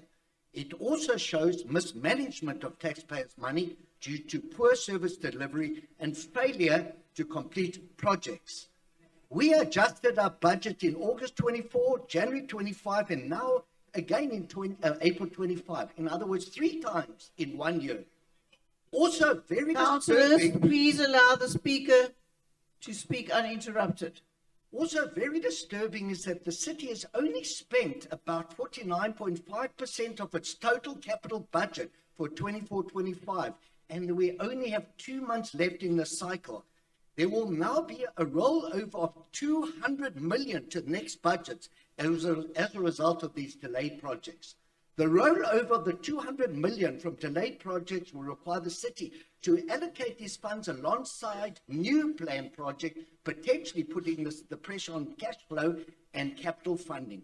And really, there should be no or little reason for these projects to have been delayed. Example, Nyanga Precinct project, no tenders, delayed. KFW assistant grants, delayed implementation. Community technologies grants, delay in appointing personnel. Mountain Park, delayed design. Macassar housing project, initial delays led to slower progress. Edward Street Grossi Park development, delayed contractor appointments. And the list goes on and on and on. We as a city can do better. We must do better, especially given our enormous shortage of housing projects. This is why I have always supported a notion of coalition government in the Western Cape, where like-minded parties can unite with the Democratic Alliance to govern better and to assist, in this case, re-projects and budgets. It's not that we dislike the DA-run city, it's simply to provide for better governance the same way as we argue for now. This adjustment budget will have severe consequences on the draft budget coming up and probably future budgets to come. It's a roll-on effect. Now we have the draft budget coming up and public are asked to comment and participate before May the 2nd. If one cannot manage your own projects, then what faith have we in the upcoming draft budget? I ask the ratepayers and property owners to be very vigilant and cautious when considering the draft budget, for not everything you hear and read is as it seems. For example, please take note of the following. For properties that are over 500,000 rand, or people earning over 7,500 per month, these people are considered well off and there is no relief whatsoever. The budget has increased by 10% and property rates by 7.96%. This is double the CPI, double the inflation index. And that unregulated electricity surcharge times in council, and for which NERSA did not approve, half is now being moved over to another category within property rates called cleansing. So whilst it appears that our electricity billing has been reduced, that tax has simply been transferred to another category. In summary, adjustment budgets are legally permissible and sometimes even necessary, but can also signal underlying problems in budgeting and project execution. Thank you. Thank you. Councillor Notiwana.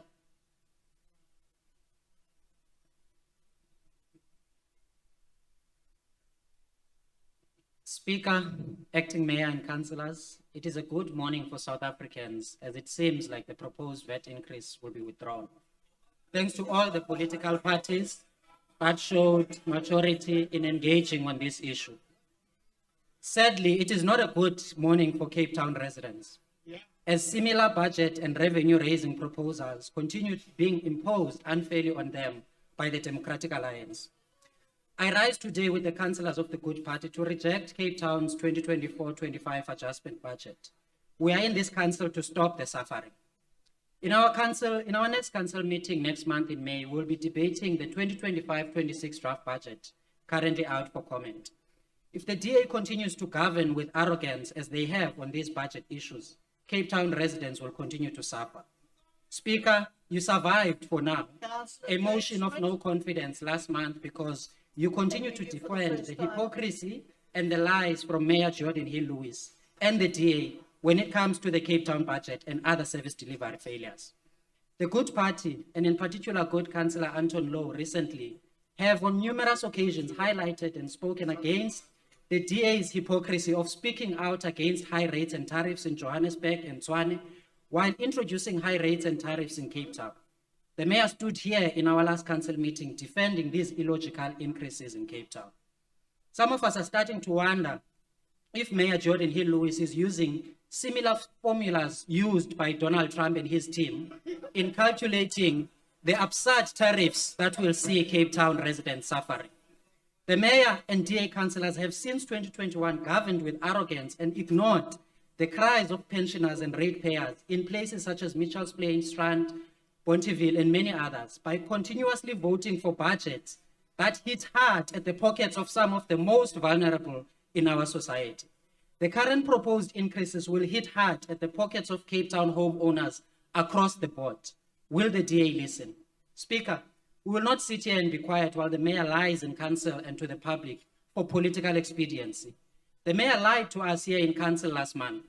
Cape Town's infrastructure budget is not bigger than the infrastructure budget of all three Gauteng metros.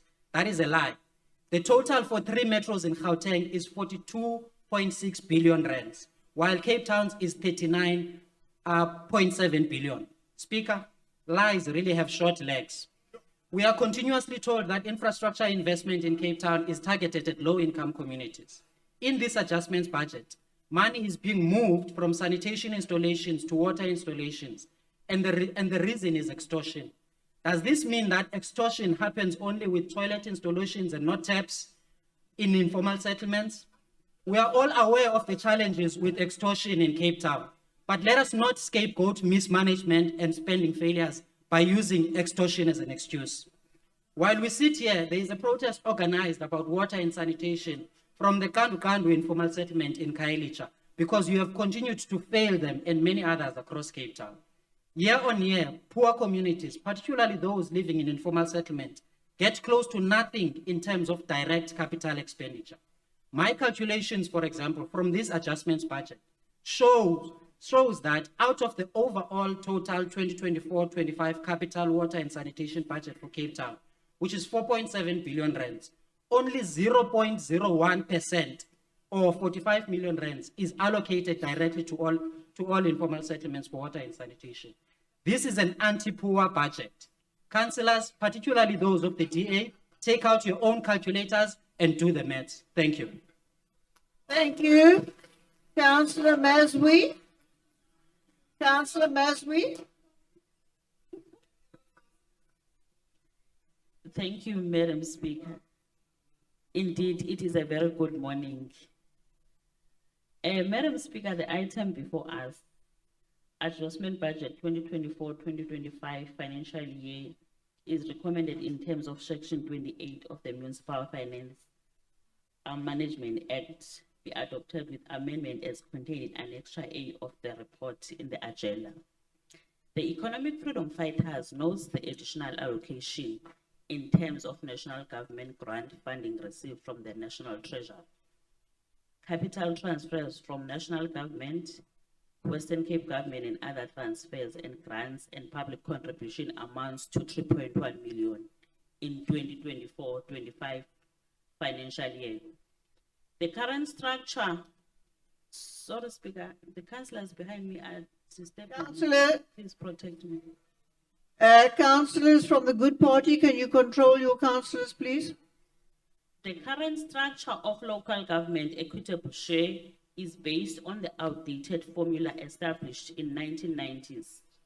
This model, rooted in the neoliberal project of the post-1994 state, has ensured that those who can afford to pay predominantly in former white suburb access quality and electricity, while those in townships and rural areas suffer systemical underservice.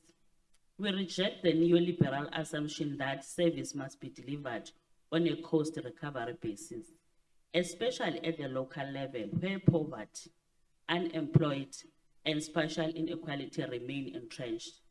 The EFF submitted proposal to amend the 2025 division of revenue bill by increase the allocation to the local government sphere from the 9.5 to 14% for 2025-2026 financial year.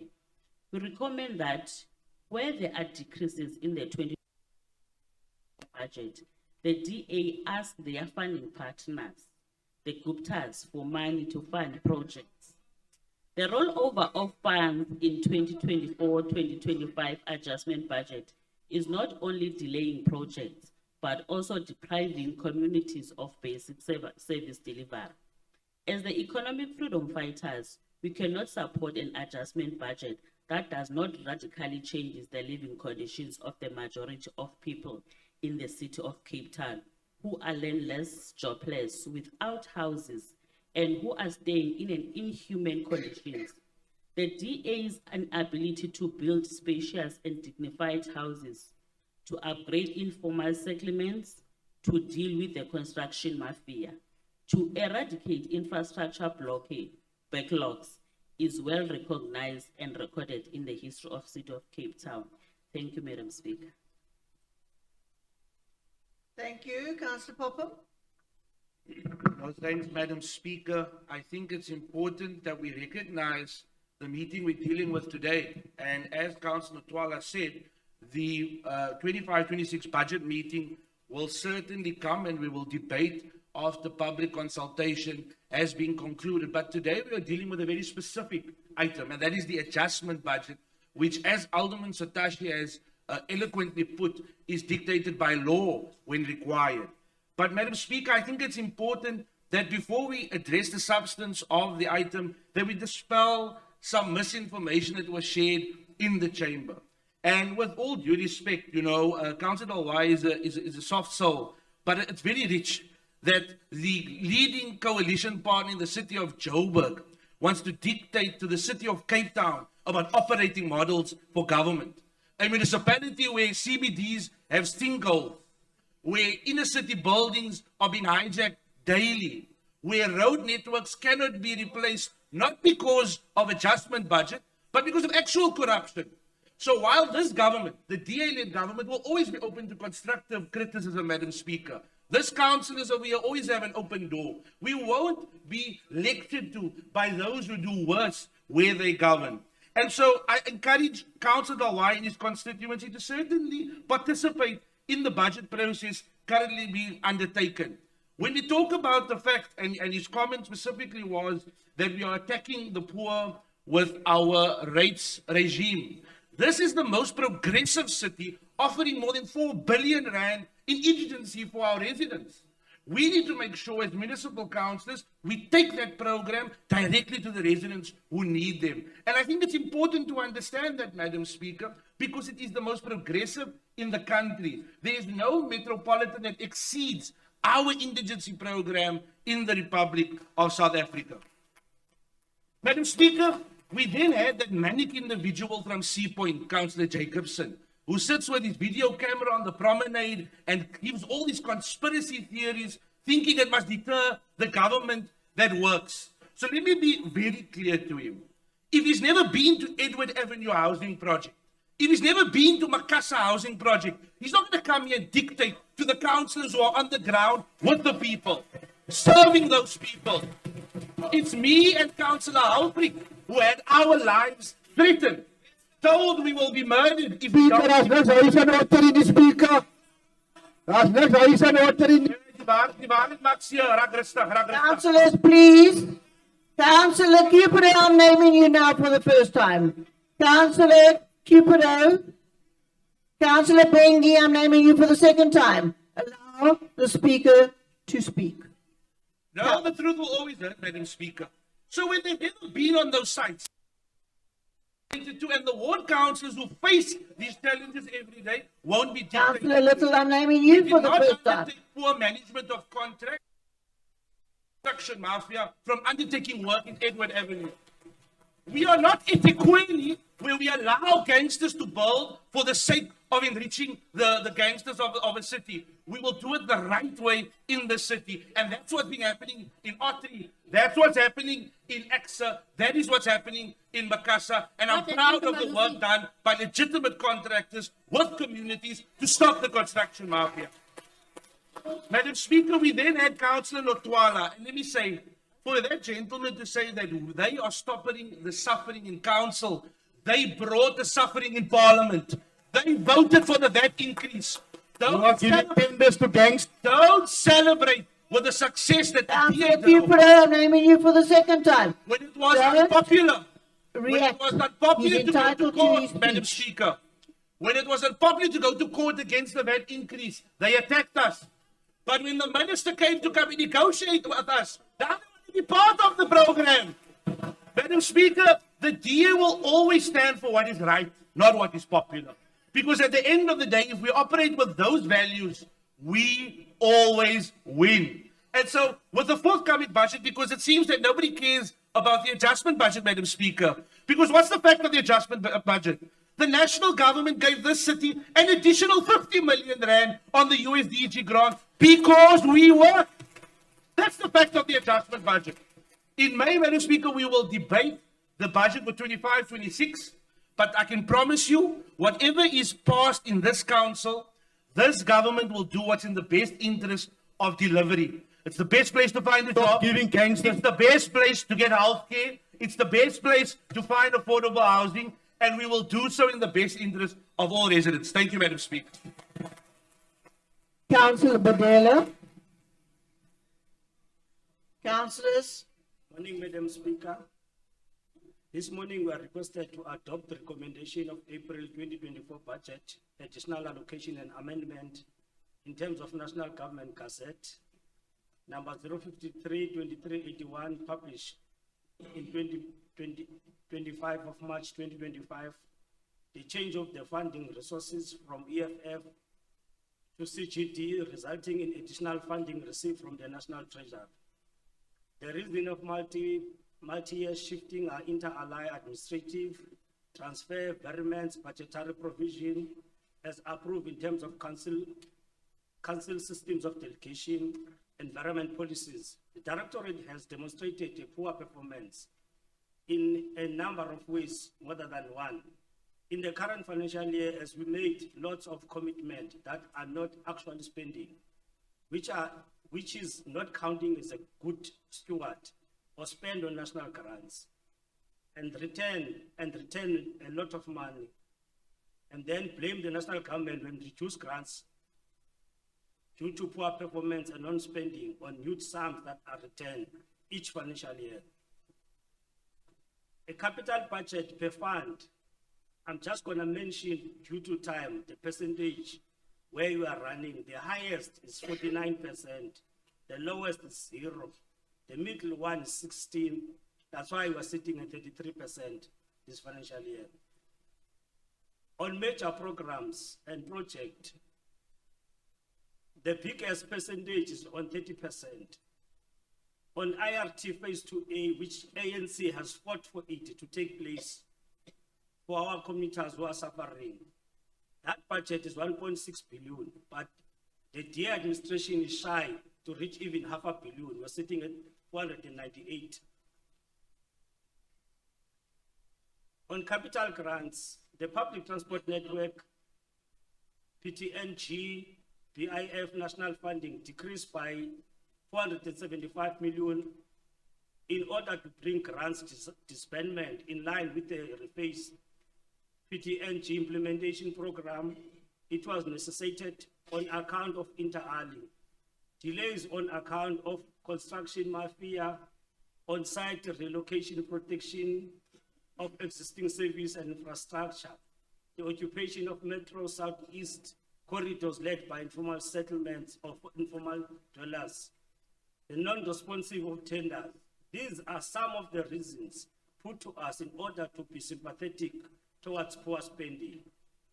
The City of Cape Town claimed to have a tactic from safety and security supplementary to advert the scourge of extortion mafia that derails services in many communities. What happened to that? We are now made to consider this poor planning, which is an insult to the poor communities who are languishing in the squalor. Madam Speaker, reduction of realization in the following projects. There are about 20 key factors and projects that are causing this immense reduction to the realization or negative variance. This morning we have again, as an ANC, illustrated poor spending by the DA administration on the above, just said, quoted, few in between. Allow me to quote only few. IRT Phase 2A, 453 million. Depot East and West, which is Khayelitsha and Mitchell's Plain, 13 million, 0.9. In Sikis, the Morning Stars, Phase 2A, E3, 28 million. Non-motorized Khayelitsha, 6.4 million. Non-motorized Mitchell's Plain, 6 million. Phase 2A, rebuilding, 12 million, 12.5 million. Just on the top 20, the negative variance is telling on the whipping of 307 million unspent. The ANC is not happy with the spending. It shows that the inability and efficiency of the officials and poor planning from the management and the team of the DA. The overall of over 600 million also express a skimpy planning and efficiency from the side of the officials. Therefore, the ANC is not supporting a misuse of provision of the system of delegation and Section 28 in the City of Cape Town. We are not supporting this budget. Thank you very much. Thank you, Councillor. Councillor Tito.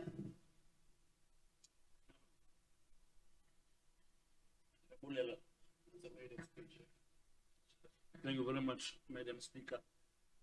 The following Councillor D. Badela, the ANC cannot support this adjusted budget, Madam Speaker, and really that emanates from the firm belief that the section upon which the Deputy Mayor relies in presenting the adjusted budget, the spirit there is to enable municipalities to accelerate service delivery to residents. But looking at the issues stipulated above, I want to draw the council's attention to all the reductions and where they happen. All of the reductions that are proposed are all found in the poorer communities of the city of Cape Town. And Madam Speaker, it is not our intention to come and lecture council about the issues of financial management, but want to raise and put forward to council that it can never be correct, Councillor Deputy Mayor, to say that you invite all of us to be part of that. We can never be invited to be party to an assault to the poorer residents of Cape Town. Many of the issues that have been raised above, Madam Speaker, will also, and as we deal with the adjusted budget, if it is that the Deputy Mayor requests Council to approve the adjusted budget as is proposed, then the question that begs to be asked, how do you then intend implementing 50.5% of the total part of the original budget when you could not do that in 10 months? How is it possible that you're going to be able to do it in 2? Now, Madam Speaker, as the ANC, we want to bring to the attention of this council that we are not just sitting in opposition benches only to oppose, but really to draw councillors' attention to the real need of the poorer communities of Cape Town. Outside that, the Deputy Mayor spoke about the real danger that is brought about just by weather in Cape Town. And the adjusted budget does not really show that, to prioritize that to be the issue to be taken forward. We align ourselves, Madam Speaker, with a view that says service delivery delayed. It is indeed service delivery denied. Thank you very much. Thank you, Councillor Van der Zaya. Van Desi, sorry, Van Desi. Bandazaya is No problem, Madam Speaker. Councillor Mbandi is not Bandazaya. Speaker, we are recommending the adoption of an April adjustment budget to allow for additional allocations and amendments in terms of National Government Gazette, which was passed on the 25th of March this year. The adjustment budget also reflects a change of funding sources from external financing fund to capital grant and donation, resulting from additional grant funding received from National Treasury and various administrative transfers and variants of budgetary provisions. And then in terms of the capital grants, the adjustment budget provides for a 476 million rand decrease in the public transport network grant in order to bring grant disbursements in line with the rephase PTNG implementation program, and that has been explained by my colleague, Councillor Rob Quintus, and in detail. Also, in terms of the urban segment development grants, that increases by 50 million rand. We shall provide additional funding for the Aklon wastewater treatment plant works and Atlantis aquifer for 12.5 and 37 million rand respectively. And the Human Settlements Directorate land acquisition for the financial year 2025 projects that also increases by 14.2 million rand.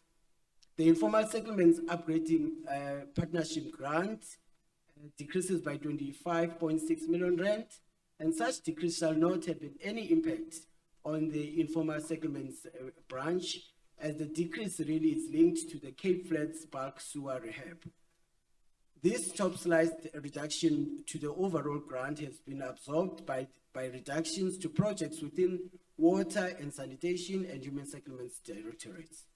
And the overall net increase in capital grant funding across has been absorbed with the adjustment budget and will be monitored to ensure maximum utilization of the additional grant funding across the city as the overall net increase in operating grant funds. These adjustments will have no detrimental impact on the service delivery. And also, Madam Speaker, I want to, in my conclusion, to ask that the councillors from Al Jamaa must keep his speech as is for the end of May's meeting when we approve the 25-26 budget. It's irrelevant for this particular budget adjustment. And also to Councillor Notwala, also that he should stop using Donald Trump calculator, but must use the DA's calculator to calculate the MTEF capital budget. And lastly to Councillor Badera, to say that Councillor Rob had in detail gave an explanation adjustment, and also what was important in his detail was his ability to give history to it, because there's a history in this big complex project that the city is undertaking in the Mitchell, Claremont and Wynberg. With those words, therefore, Madam Speaker, I therefore recommend that this council approves the April 2025 adjustment budget. Thank you. Thank you, councillors. We have a recommendation on page 1. Speaker, clarity, point of clarity. Yes. Madam Speaker, I'm rising in terms of Rule 32.1.3. Directing my question both to the Deputy Mayor and also to Councillor Siseko Mbandisi.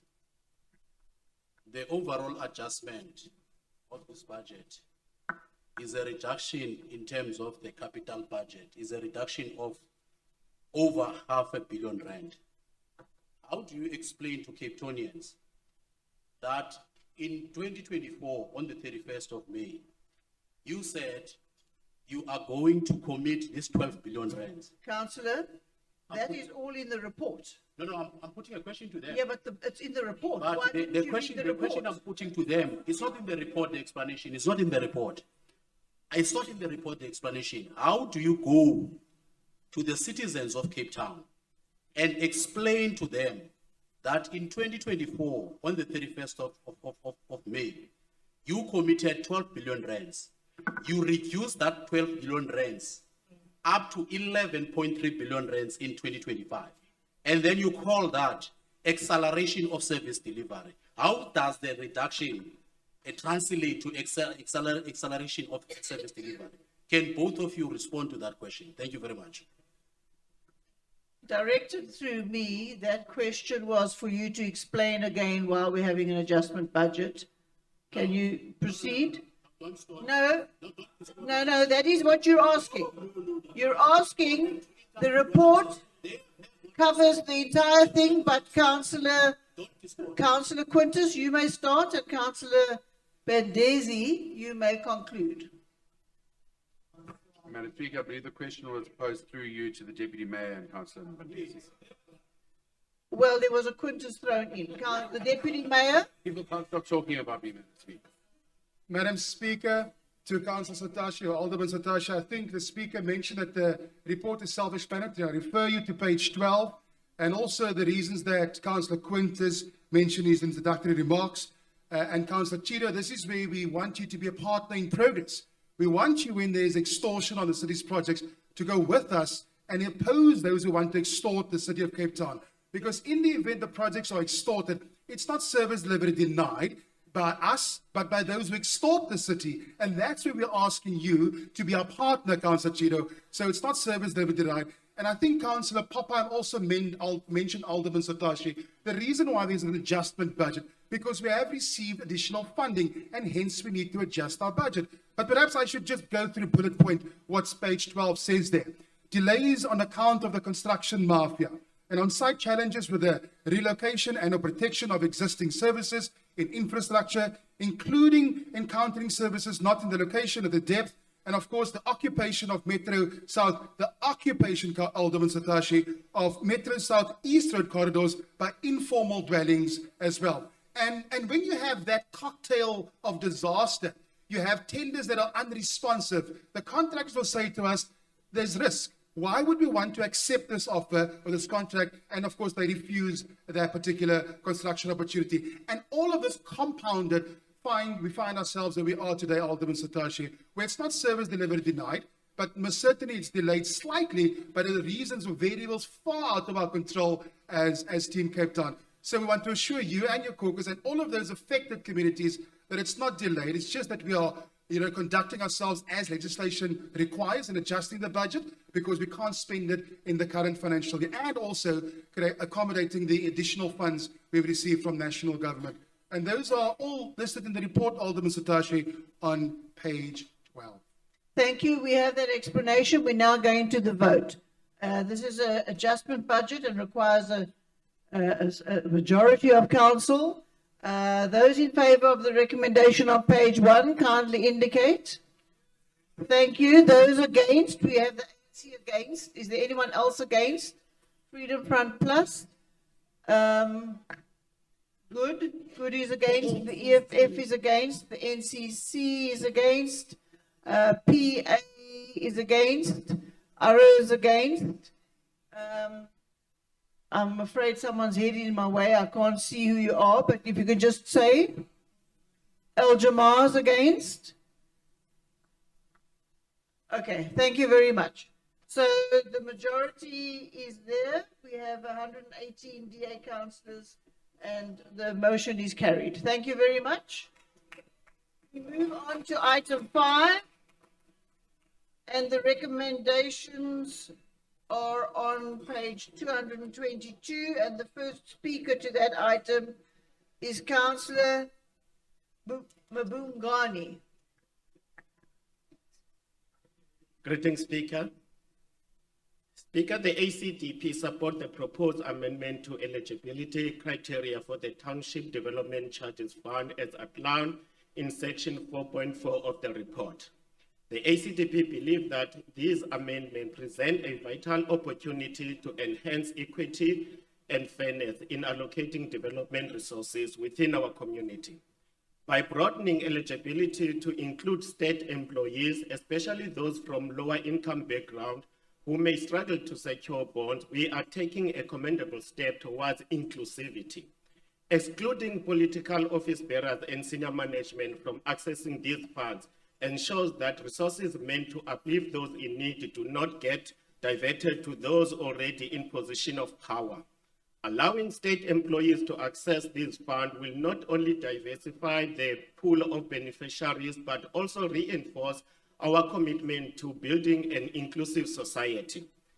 These initiatives reflect the ACDP dedication of fairness by empowering individuals who might otherwise face barriers in accessing financial resources, allowing them to contribute positively to their communities.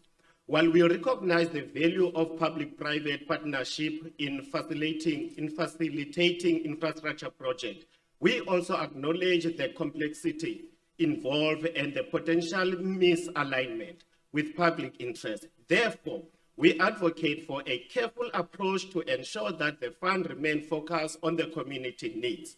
It is important to consider that low economic activities in township may lead to fewer development projects, which could ultimately reduce the funds intake from developers. This scenario could leave municipality with inadequate resources for crucial infrastructure projects.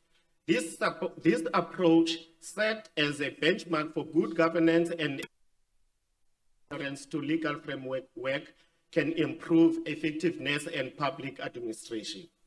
Moreover, it enhances transparency in distributing of the public resources, ensuring that they are of the entire community rather than selecting few. The ACDP is committed to support initiatives that promote equitable access to resources for all residents, recognizes that sustainable and inclusive growth can only be achieved through collaboration with diverse stakeholders. We commend the City of Cape Town efforts to enhance the effectiveness of integrity of the Township Development Fund charges through this vital amendment. We are optimistic that these changes will foster positive outcomes for the communities that stand to benefit. I thank you.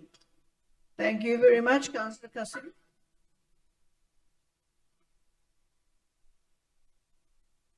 There we go. Yes, good morning, Speaker.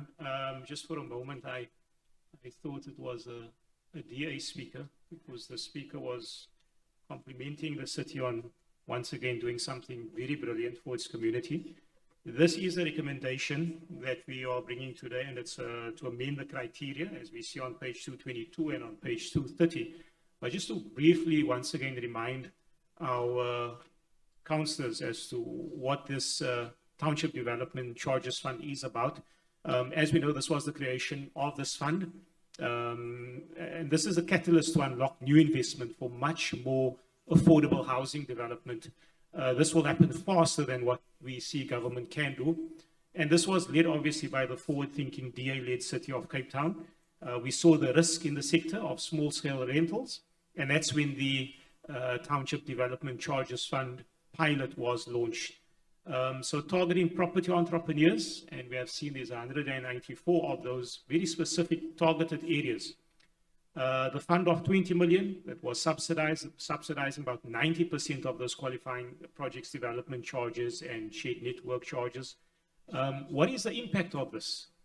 The impact is it's affordable rental, it's correct land use, and also conforming to building regulations. We will see increased revenue for rates, taxes, and also payment for the services that are provided. And then just to look at what are the objectives of this fund. Once again, it's going to reduce the barriers for investors, for the entrepreneurs that is investing. It will drive the property investment, and we will see employment and also incentivize compliance for those. Speaker, the recommendation, it's on page 230, and those are that's the amended, to amend the criteria for the Township Development Charges Fund. Thank you very much. All in favor of the recommendation? Thank you. Anyone against the recommendation? Good. Against? EFF against? The CCC is against. Anybody else? Thank you very much. The recommendation is carried. We move on to item 6, and the first speaker there is Councillor Minnaar. Councillor?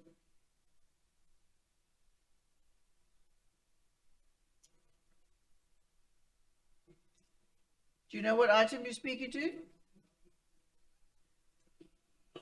Item 6. Item 6. That's right. Carry on. Please,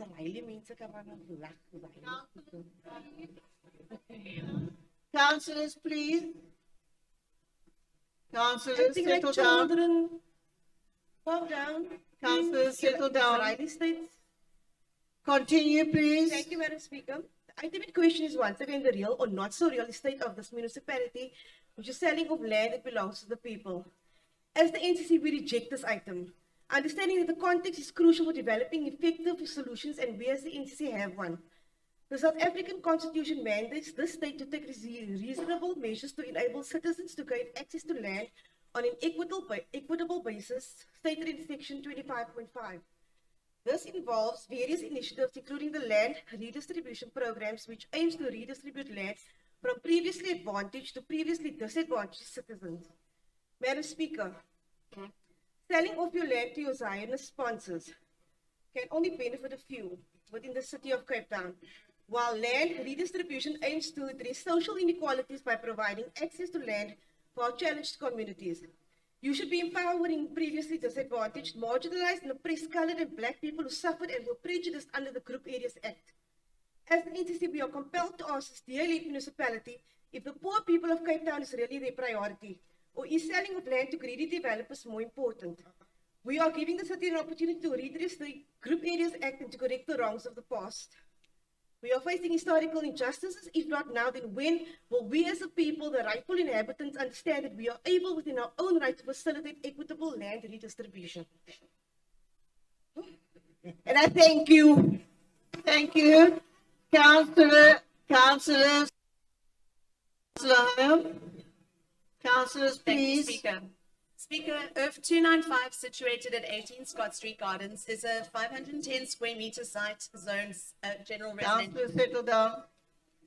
The property is zoned general residential 4. It lies at the threshold between our high density CBD and the hillside suburbs of Vredehuk, Oranjezicht, and Upper Gardens. This transitional pocket has long stood vacant, lying up capital and holding costs without any municipal service requirement or community benefit. Unfortunately, while vacant, this property is also a burden to the city as a result of security costs and doesn't contribute positively to the surrounding community. And so to address these concerns and also realize the full potential of this well-located property, I'm really the recommendation for the in-principle approval for the transfer of this property by a public competitive process. To reach this point, the city has followed a rigorous, community-orientated process every step of the way, including extensive branch consultations and extensive public participation, to which I note that there were no comments made. Speaker, I'm sure some will raise concerns about this property not being utilized for housing purposes. And while the city continues to do everything we can to meet the housing demand, we can confirm that after consultation with the Human Settlements Planning Department, they confirmed that this property is not suitable for social or affordable housing, and that the property is much better placed for redevelopment via public sale to realize the strategic and economic benefits to the city. Speaker, this is a sound asset stewardship in action, optimizing underutilized land, strengthening our financial position, and setting the stage for responsible development. It exemplifies the public-private partnership ethos we champion, the city enabling private investment while also safeguarding community and environmental values. And so, Speaker, I urge this council to join me in supporting the recommendation before us. I thank you, Speaker. Thank you. The recommendations on page 238. Those in favor of the recommendation? Thank you. Those against the recommendation? Good. EFF, CCC, and that appears to be everybody. Thank you very much. The recommendation is carried. We then move on to item 9, and the first speaker there is Councillor Goliath.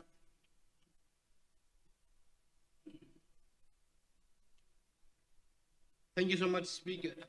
Speaker, greetings to everybody in the House. The item I'm speaking on is obviously C9.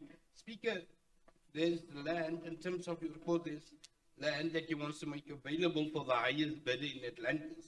While that piece of land was identified for affordable housing or gap housing in particular, with the aim of accommodating young professionals in Atlantis and surrounding areas. Now, our view as the NCC, if you open it up for the highest bidder, you would obviously increase the land or the purchase of land that will make the land unaffordable for our people in the particular area. There was a motion passed in Subcouncil 1 in 2018 that specifically addressed the issue of how that land would have been utilized and what is the strategic region behind it to make sure that we preserve or preserve role models in our area at housing developments that is not necessarily to the down and trodden, but also for the professionals and upwards. Now, Madam Speaker, our concern on this matter is that opening it up for the highest bidder tells us that this is a strategic gentrification process, where if the bidder would then pay a large amount of money, the price of the land would increase, and therefore doesn't give our people in the particular area access to the land that they so much needed. One thing for certain, Madam Speaker, is that we've looked into the legalities of the process, and personally I thought that this administration have the audacity to come ask us to approve this thing. The System and Structures Act dictates that the municipality consists of a trinity, that is the administration, political arm, and obviously the community. And it furthermore is subject to the Systems and Structures Act. And in this context, Honorable Speaker, we speak about the public participation process that in our view, or my view in particular, was flawed. One is that when the Systems Act speak that... Councillor, conclude, thank you. I thought I've got 2 minutes. You've had 2 minutes and 23 seconds. Councillor Little?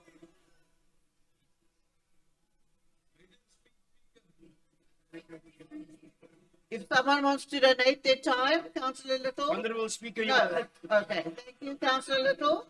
Thank you, Madam Speaker. I had a wonderful speech prepared, but this morning's activities at the council has forced me to make the following comments. Now, no, you must listen. You see, Madam Councillors, Speaker, this is why please. they don't hear these things. Councillors, please. Listen. Now, councillors, we've heard quite a bit of comment made about the construction mafia and all of these things that is causing delays on why we cannot deliver on certain of our promises.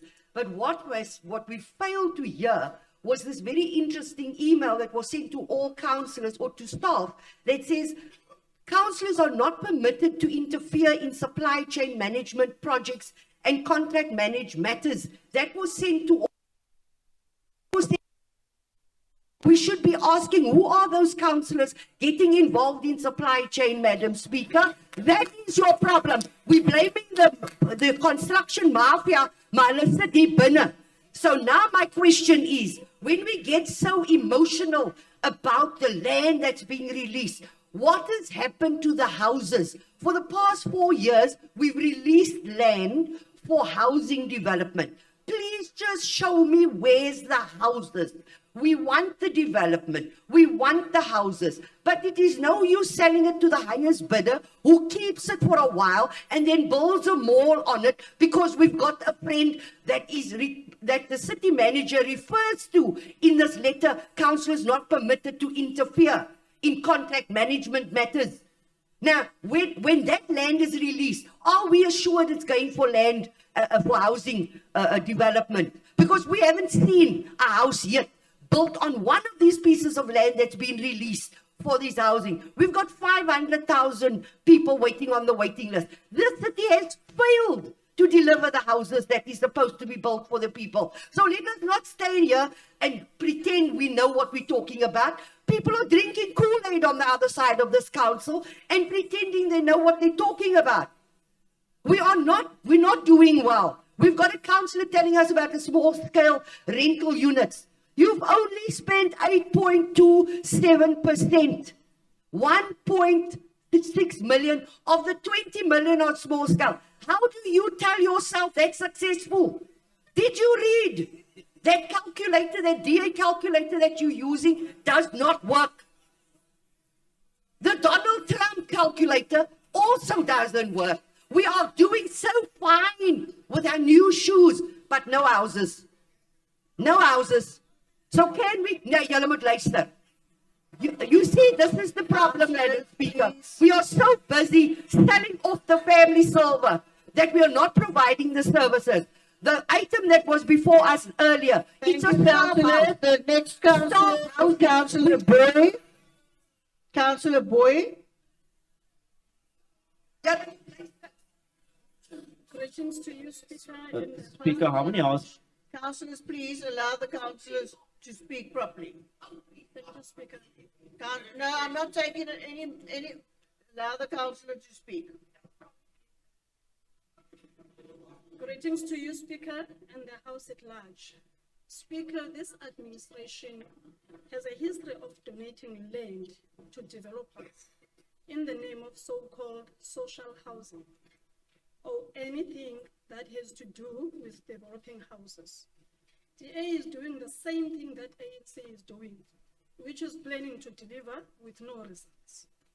Before we attend to this item, the EFF would like to know what happened to the development of 650 houses promised in 26 April 2021 in the same area to the people of Atlantis and also promised again in 2023.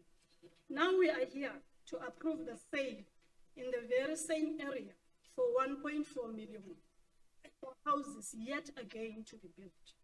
How can we trust that the transaction of this nature and those who had promised the developments in the same very week in 2021 are getting access to one of their basic rights of shelter? How are they supposed to feel when think about the city that cares in 2021? Is this the definition of the city making progress possible together? Is this the manner in which the city is going to continue addressing the challenge and pain of housing issues that we are faced with as a city on a daily basis? Therefore, the EFF reject the item. Thank you, Speaker. Thank you, Councillor Dedizani.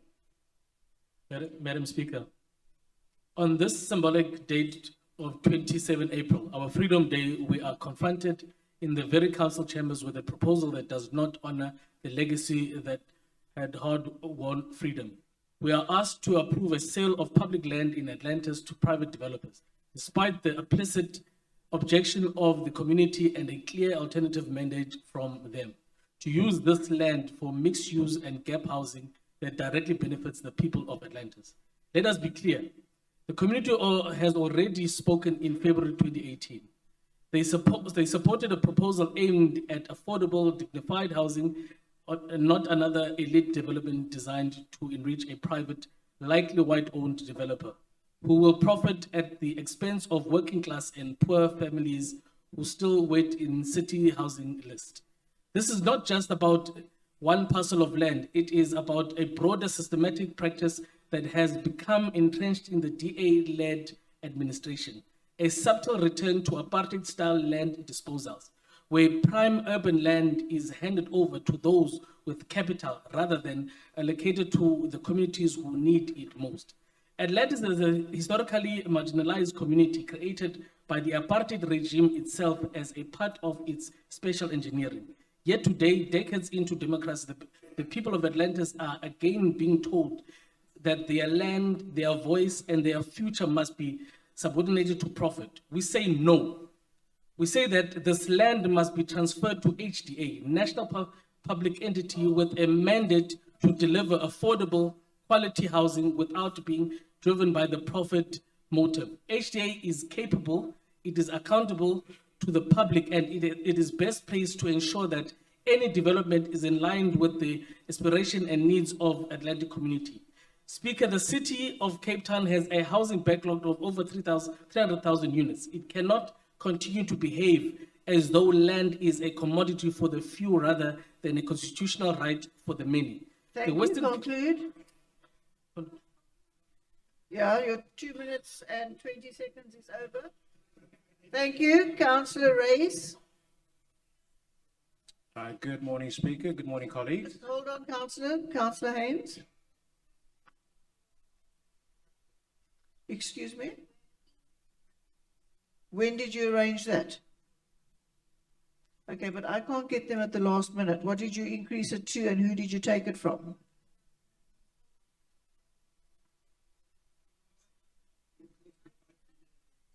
All right.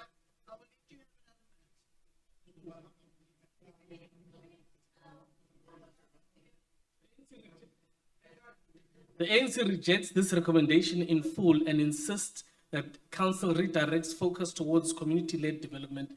Let the people of Atlantis not be privateers determine the future of their land. We propose the immediate withdrawal of this proposal to sell this land to private developers, a council resolution to engage HDA, development partner, a moratorium on similar land disposals unit until the city conducts a full-scale audit of all disposed public lands and awarded developments since 2020. Thank you. Thank you, Councillor Rees. Thank you so much, Madam Speaker. Thank you, colleagues.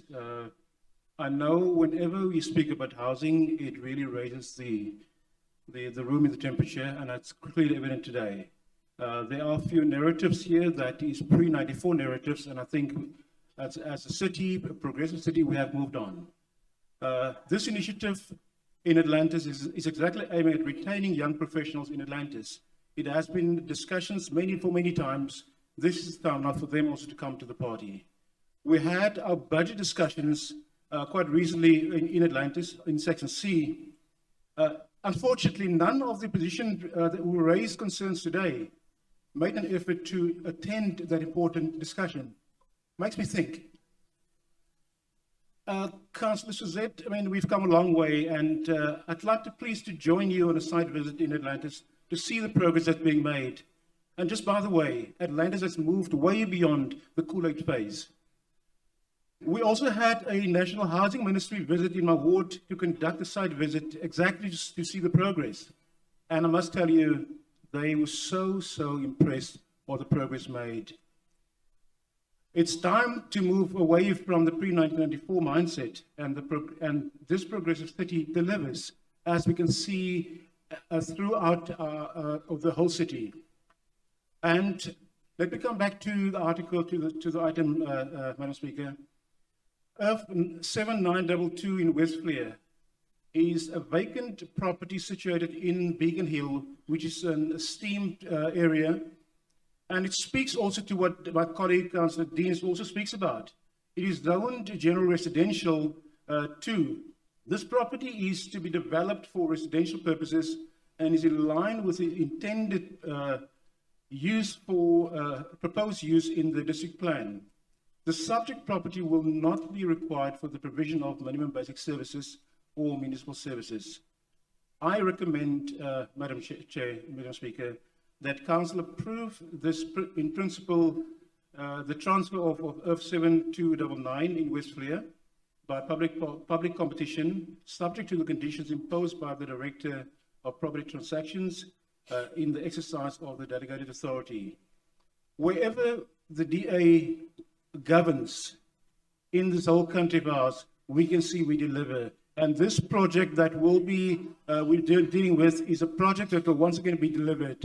If you have been in Atlantis, please come over if you haven't been. Thank you, Madam Speaker. Thank you, Mr. Acting Mayor. You wanted to say something? Madam Speaker, thank you so much. I would like to say something. And I try my best, isiXhosa, to reflect on Councillor Little's remarks. Ngondo, ayikho sebenza mhlanje.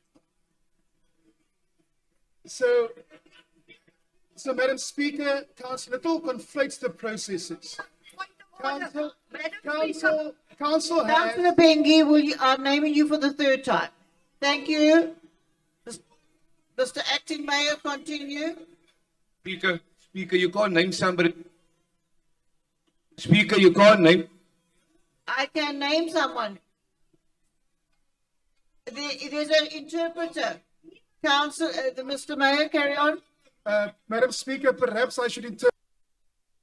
I can perhaps say it in English and in Afrikaans. Councillor Little, your brain is not working today. In Afrikaans is, Speaker, the point of brain werk nie vandag nie. Mr. Acting Mayor, please say in your opinion.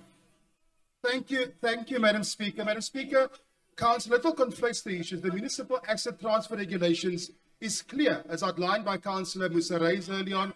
When council dispose of property that we surplus for municipal requirements. Councillor Cooper, will you please leave the meeting? Speaker, no, I'm not. We're calling upon Rule 31 and you are violating your... Can you mute their mics and allow the mayor to speak? Thank you, Madam Speaker. So that's the process what council follows when we dispose of properties that council owns. Now, the other process, the program that Council Little refers to, the mayoral priority on land release, that speaks directly to social housing. And I think it's important for us to understand if Mamela man.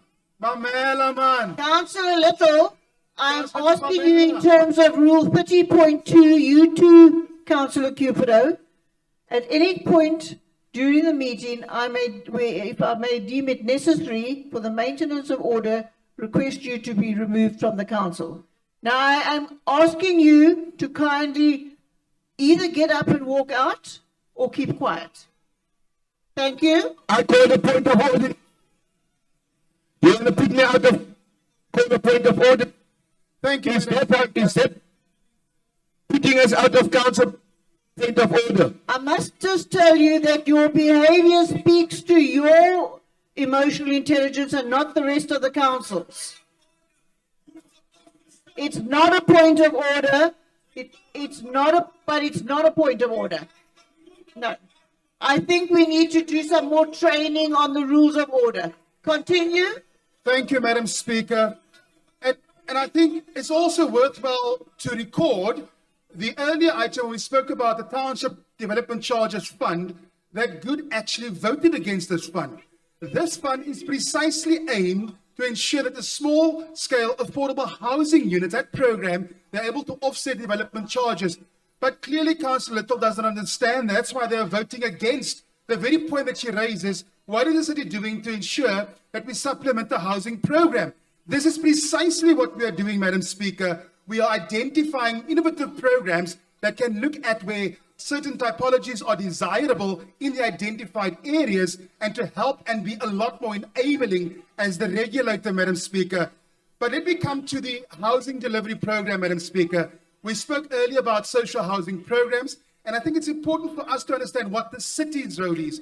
And I'm going to ask Councillor Papam in a moment to talk about the concerns that we have as Team Cape Town, but our role primarily, Councillor Till, relates to the identification of land, the package of land, and putting it out to the market. Whether the uptake is not there, it is something we have absolutely no control over. The disbursements of funds to ensure that the programs are implemented, it's a variable we have no control over. We have done what we can do in terms of putting out well-located land in the center of town and in the periphery for those in need, those socially vulnerable, the men and women who work for our police services, our educators, and of course, those individuals we must certainly need to help. But Madam Speaker, I want to come to the point that she raised about the 20 million rand fund.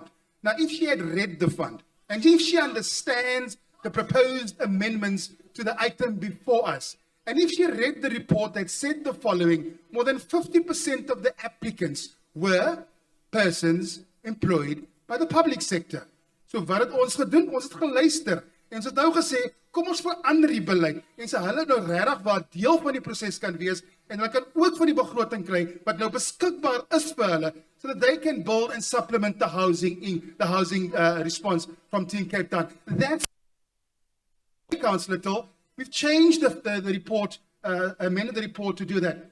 But Chair, I think it's important to note that the 18.6 million rand that's left in the fund, that's not gone to waste. It is still there for those who are wanting to apply. That's why in my address early on, I mentioned qualifying applicants, please be mindful, there's still some funds left and you can apply. Because we recognize, and the problem, Councillor, that we're trying to solve, Mamelango, the problem we're trying to solve now is to that shortfall that we have, that annual shortfall of housing units, the 30,000 shortfall, because the public and the private sector can't meet the entire need. We need to be innovative. And that's why this project is this program is so important, that will respond to the direct point that you've raised.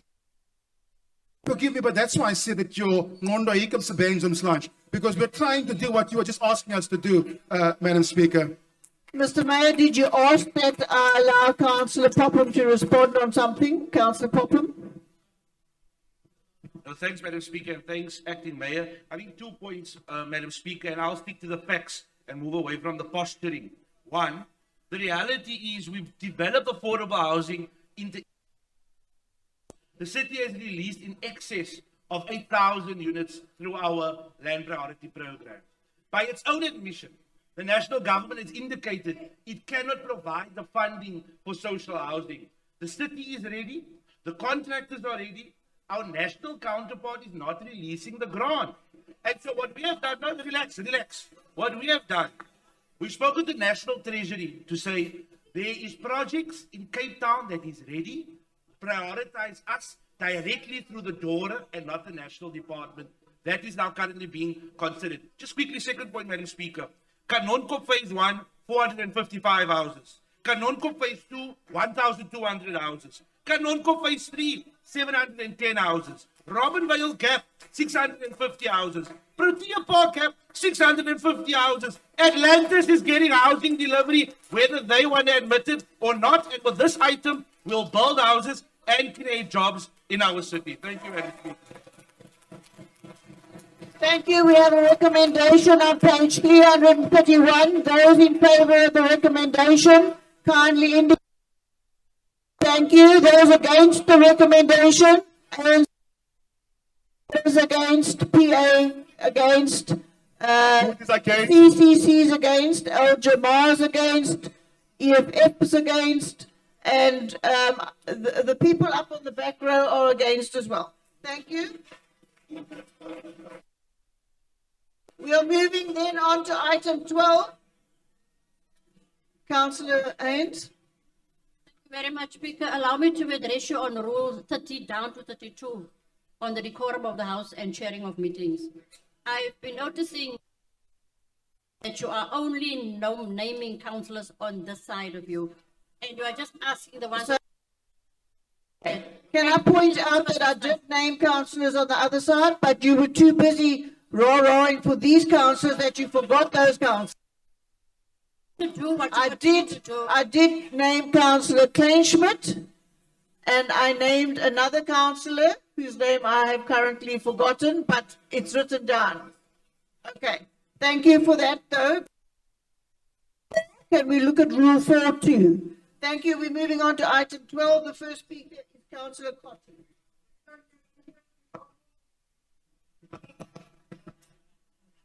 Councillor, behave yourself. Speaker, thank you. On this item, on the construction of the high school in Bella, the ANC want to put it on the record that we are supporting the construction of the high school in Bella, which will also accommodate students or learners or scholars from Bella. Residents are also in need of a primary school in a self-help and Pentek area in Bella, which is also crucial for residents in that area, because our school children are faced with a dangerous road that they must cross, which is Bella Drive, to get into schools in the extension area. But let me also say thank you to the ANC government, national government, through its public works department, and providing the necessary funds to build this particular school. Councillor Merce, you already. Councillor Merce, Smith, I'm naming you. Kleinschmidt, I'm naming you for the second time. Thank you, Councillor Speaker, for mentioning Councillor Merce. But let me also say that the 9 million rand profit that the city is going to make, we also need some 9 million rand investment into Bella as well. Speaker, ek gaan Afrikaans praat verder, van blijkbaar onze raadslid in die area verstaan nie so moeilike Engels nie. Kan ons net vra vir die raadslid in hy wijk daarso, om nie beloftes te maak vir CLO jobs daarso in Bella, vir sy vriende van die DA en sy members van die DA nie. Let me also say that the councillor must also not make any promises to subcontract works to his friends that he normally writes letters to in support of contract work there. But we also say that in support of this particular construction, which the council obviously will brag that it is this project, but there has not been consultation via the ward councillor, and he has been a ward councillor for the last 19 years or more. Die beste wat nog nie eens 5 wijksvergadering gereël het in sy area, in sy termyn nie. Hy consult nie sy gemeenskap nie. Hy consult met select few people. Councillor Ito, I'm naming you for the first time. Thank you, Speaker, for the protection. So, but we as the ANC in the city of Cape Town, we support this construction of the high school, and also want to thank our national government for making the funds available through the Public Works Department. I thank you. Thank you, Councillor Jefter. Yeah, thank you very much. No, just hang on. I hear the comments from Councillor Koti. Now, I must tell the House that it went well during the last municipal election. It was raining on that day, and I was dancing, but that day. And when the results came out, I saw, yeah, shame. Happened then. Councillor, I want to be reminded of the past. Can you keep to the item? Okay. All right. I just want to put Councillor Koti at ease with the 9 million. This is not the ANC. This is the DA government. Your money will be in safe hands, and not the ANC. And I want Councillor Koti to sit down. And the other thing, Speaker, is that money that is to national government, that's the money from the community. It's not the ANC's money. He keeps on saying it's the ANC's money. It's not. It's the money that the people contribute. It's better that we use that money than to steal that money. Speaker, today is a big day for the Bela residents.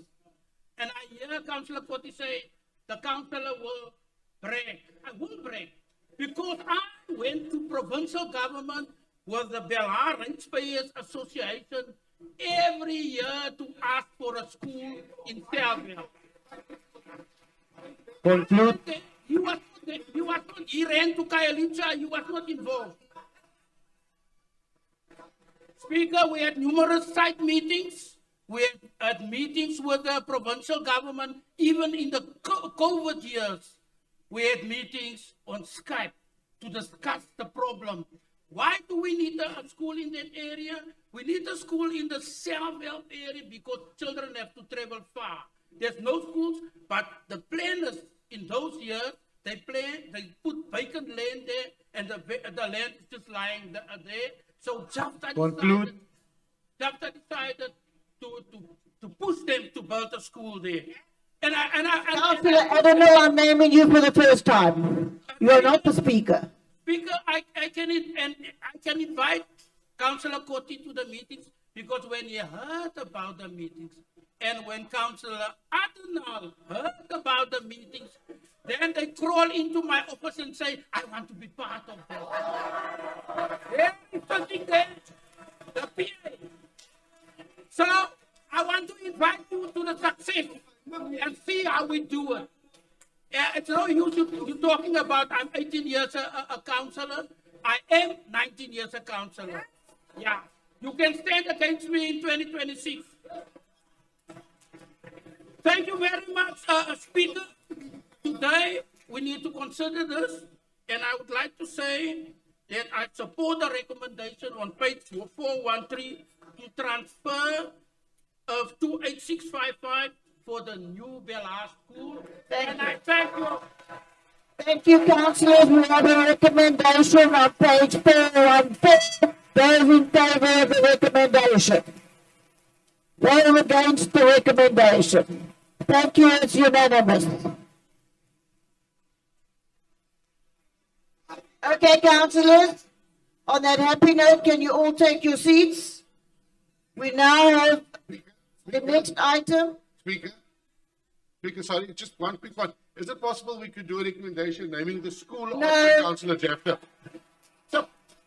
Thank you. We're moving on to item 13. And that these items will be 13 to 27 are clustered together, but they will be voted on independently. So the first speakers we have there is Councillor De Beer.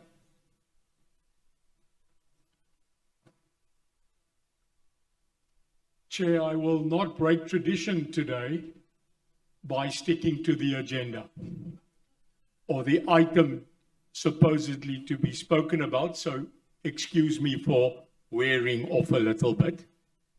I've checked the weather. Daar's beslis donder weer en bliksem strale op pad. We used to sing in the ANC when there was still leadership that could understand Ende Lengela Sihamba yo.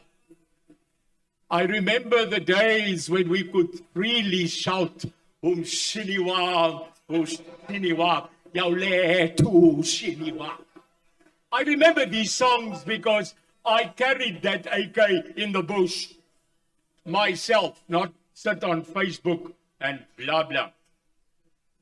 Agbare voorsitter, die res van my toespraak sal in my moedertaal gebeur vandag, Afrikaans.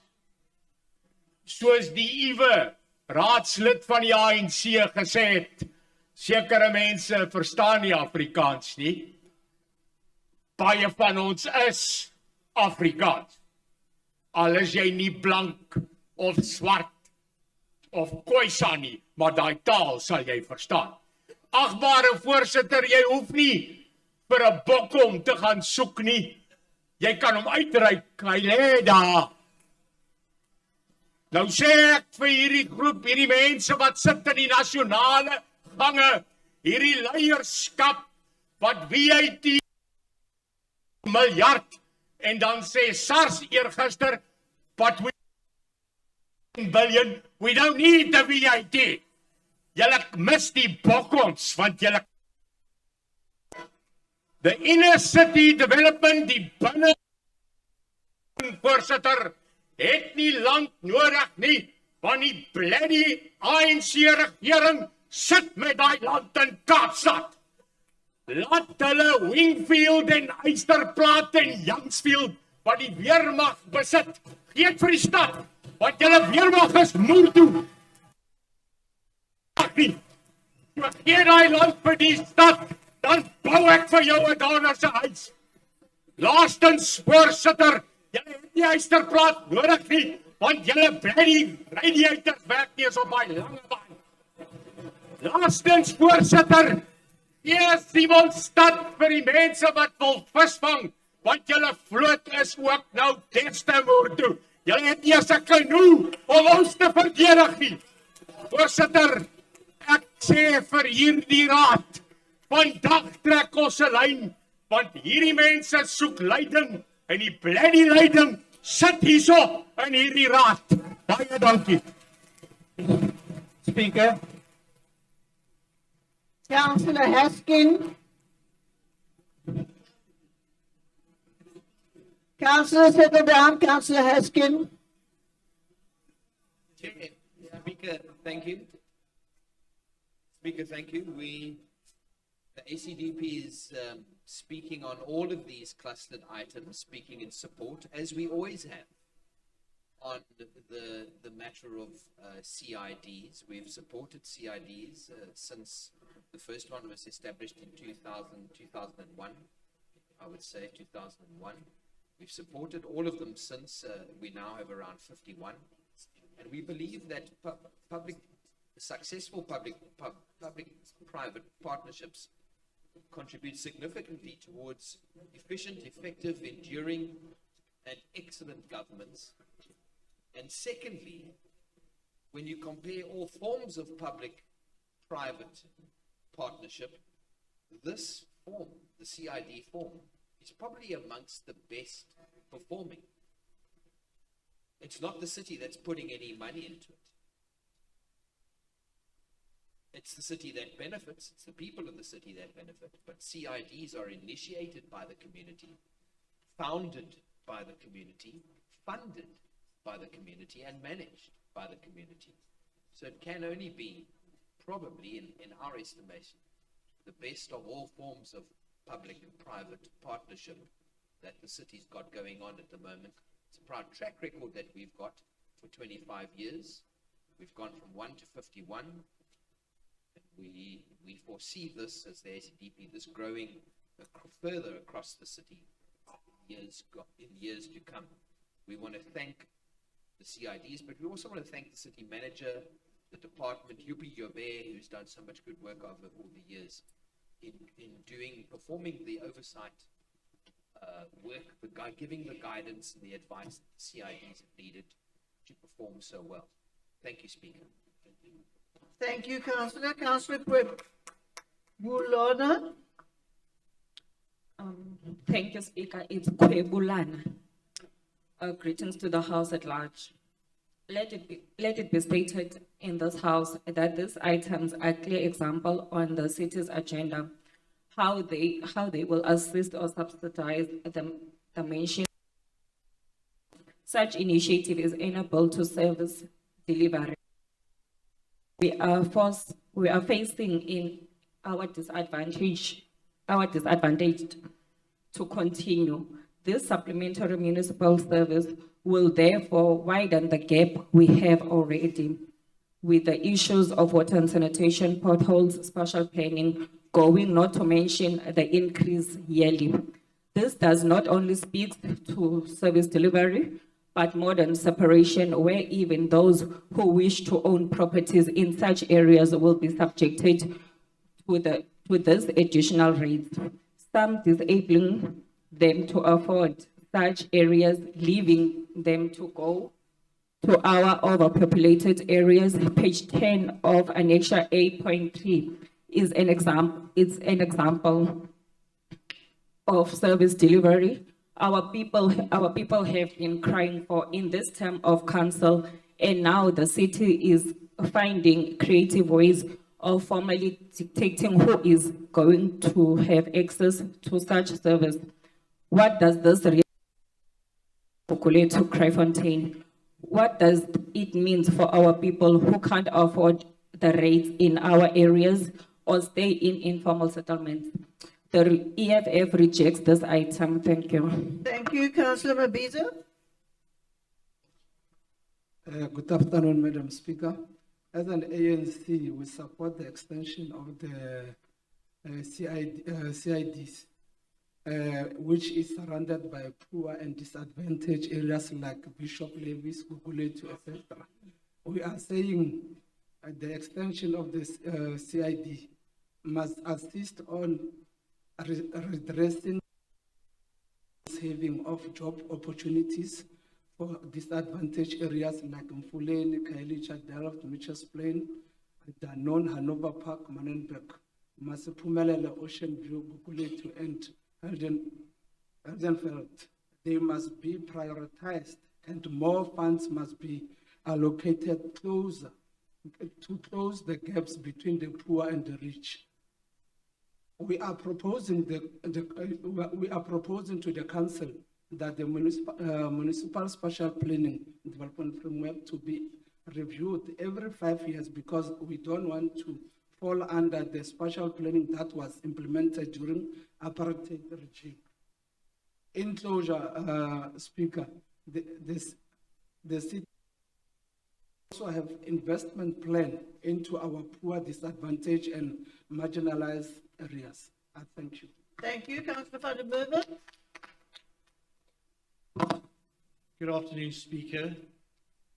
It really is a disadvantage having to speak after Councillor De Beer and speakers like Councillor Popham and now Councillor Jaffa. So I'll try to fill my boots, but I don't think I'll be able to. So to start off, the Cape Town SID model is a shining example of good governance and of the DA difference. And the same DA difference that helped us to beat the VAT hike together, crushing the ANC's dream of collecting more taxes to make up for the corruption, blatant theft and wasteful expenditure under their watch that has led to the fiscal crisis we experience here in our beloved South Africa today. Trying to force innocent taxpayers to fill the empty cookie jars they've repeatedly ravished over the years, poor governance and blatant corruption and theft. Our focus is on the legal frameworks and legislation, and that is what has helped us to win this battle against the VAT increase, and also then to focus on facilitating the very successful SID model that's shown by the City of Cape Town. Other metros and municipalities approach us regularly as the leaders in this area to learn how to establish SIDs in their municipal areas and within their legal frameworks. Together is the operative word again. Government partners with the community to improve their areas and ensure that they are safe and clean and even better serviced. This is how well-run cities function, cities led by the Democratic Alliance, where we have pioneered the SID model here in South Africa. The SID department, under the professional leadership of UPU Bear, showcases how a well-run city can manage and support SIDs in the business of making Cape Town an even better city to live in and do business in. There are 15 SIDs renewing their terms today, and amongst them, 5 of the oldest SIDs in the country are applying for their 7th term. So Cape Town, Claremont, Fisher, Para Industrial and Wynberg are all applying for a further 5-year term in office. The first residential SID in Cape Town, Zikufle, is applying for their 4th term in office. There are now 15 residential SIDs successfully delivering top-up services to Cape Town residents within their areas of jurisdiction. The city is the primary service provider across the Cape Town metro area, while SIDs provide supplementary municipal services funded fully and totally from an additional property rate levied on property owners within the approved SID areas. These services complement and enhance the city's service delivery in a highly successful and cooperative partnership, evidenced by the fact that we have 55 existing SIDs and a further 30+ communities from across Cape Town who are currently at various stages in establishing their own SIDs. Since inception, all the SIDs established by council have continuously renewed their terms successfully, which reflects the community's satisfaction in the joint service delivery initiatives. All of the applying SIDs have concluded their public participation and have been fully supported by the contributors of their additional rates, providing them with further mandates to provide services for a further 5-year term. SIDs follow a standard procedure for establishment, setting budgets, business plans, annual reporting, and the renewals of term, making oversight simple and facilitating legal compliance and standard reporting during the audit processes. This ensures public confidence and ease of doing business in the City of Cape Town and makes oversight simple. In addition, the city's rates base is protected in SID areas, and property owners are happy to pay their municipal accounts, which is evidenced by the high collection rate in SID areas, an average a 99.9% collection rate, and that was at the end of March. The SID model is aimed at preventing the degeneration of cities by facilitating upliftment, economic growth, and sustainable development, and this is based on 4 pillars: turn crime into safety, turn grime into cleanliness, green areas through environmental improvement, and in terms of social responsibility, SIDs deal with vagrancy, drugs, prostitution, and the supportive programs that assist people on the street to deal with their addictions and with reuniting them with their families and gaining access to skills development. The SID initiative is growing because it works. It supports communities and protects their investments. SIDs provide property owners with the additional support they want to have more direct control of their immediate environment and in a sustainable manner through managing safety and cleanliness and additional tasks they may take on to do better in their environment. So, Speaker, we move the recommendations listed in items C13 to C27 for approval by Council. Thank you. Thank you. So we're going to put these to the vote. Are the EFF voting? Speaker, I'd like to ask a question of clarity. Speaker. Who's asking the question of clarity? I'm afraid I'm not taking that question of clarity. Can I ask the EFF now? Are you voting against each one of them for the record? Against all of them? Okay. Those in favor of the recommendation? Thank you. Those against the recommendations? All right, just the EFF. Thank you very much for that. We're then moving on. Good afternoon, Speaker. Who's abstaining? Good, okay, thank you.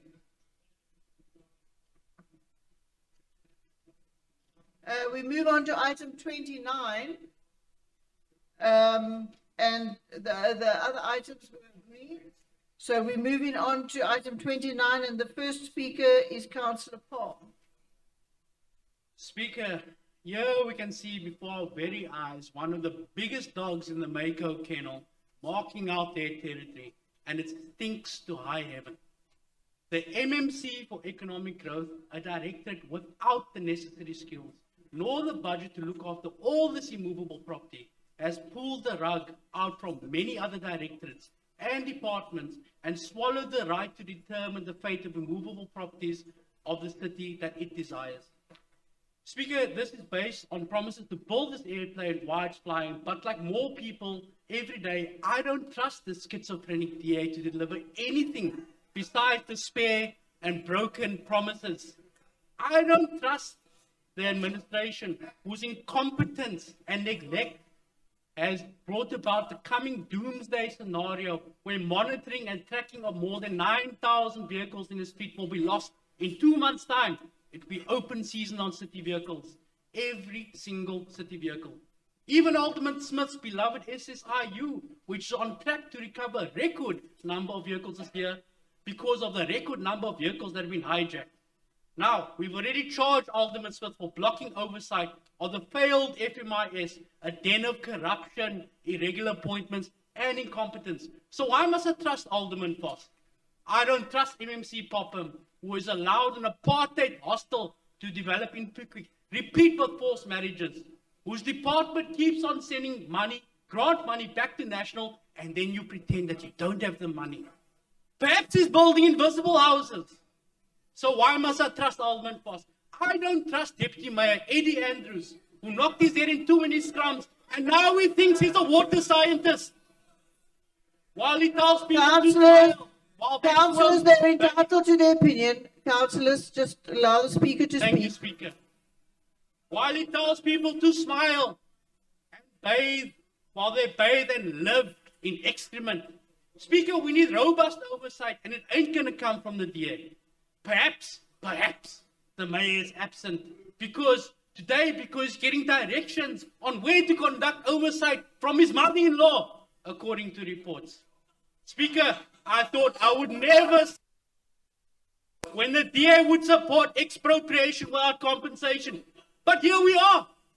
This item makes provision for the acquisition of immovable property through means of EWC. Maybe just AfriForum should add Alderman James Foss to the gallery of rogues when they go overseas to complain about EWC to the Führer in the White House.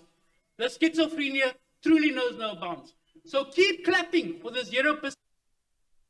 Yet that one of your number was intimately involved with writing a 2% VAT increase. We will support this item when pigs fly. Thank you, Councillor. Proposal, please. Councillor. Councillor, carry on.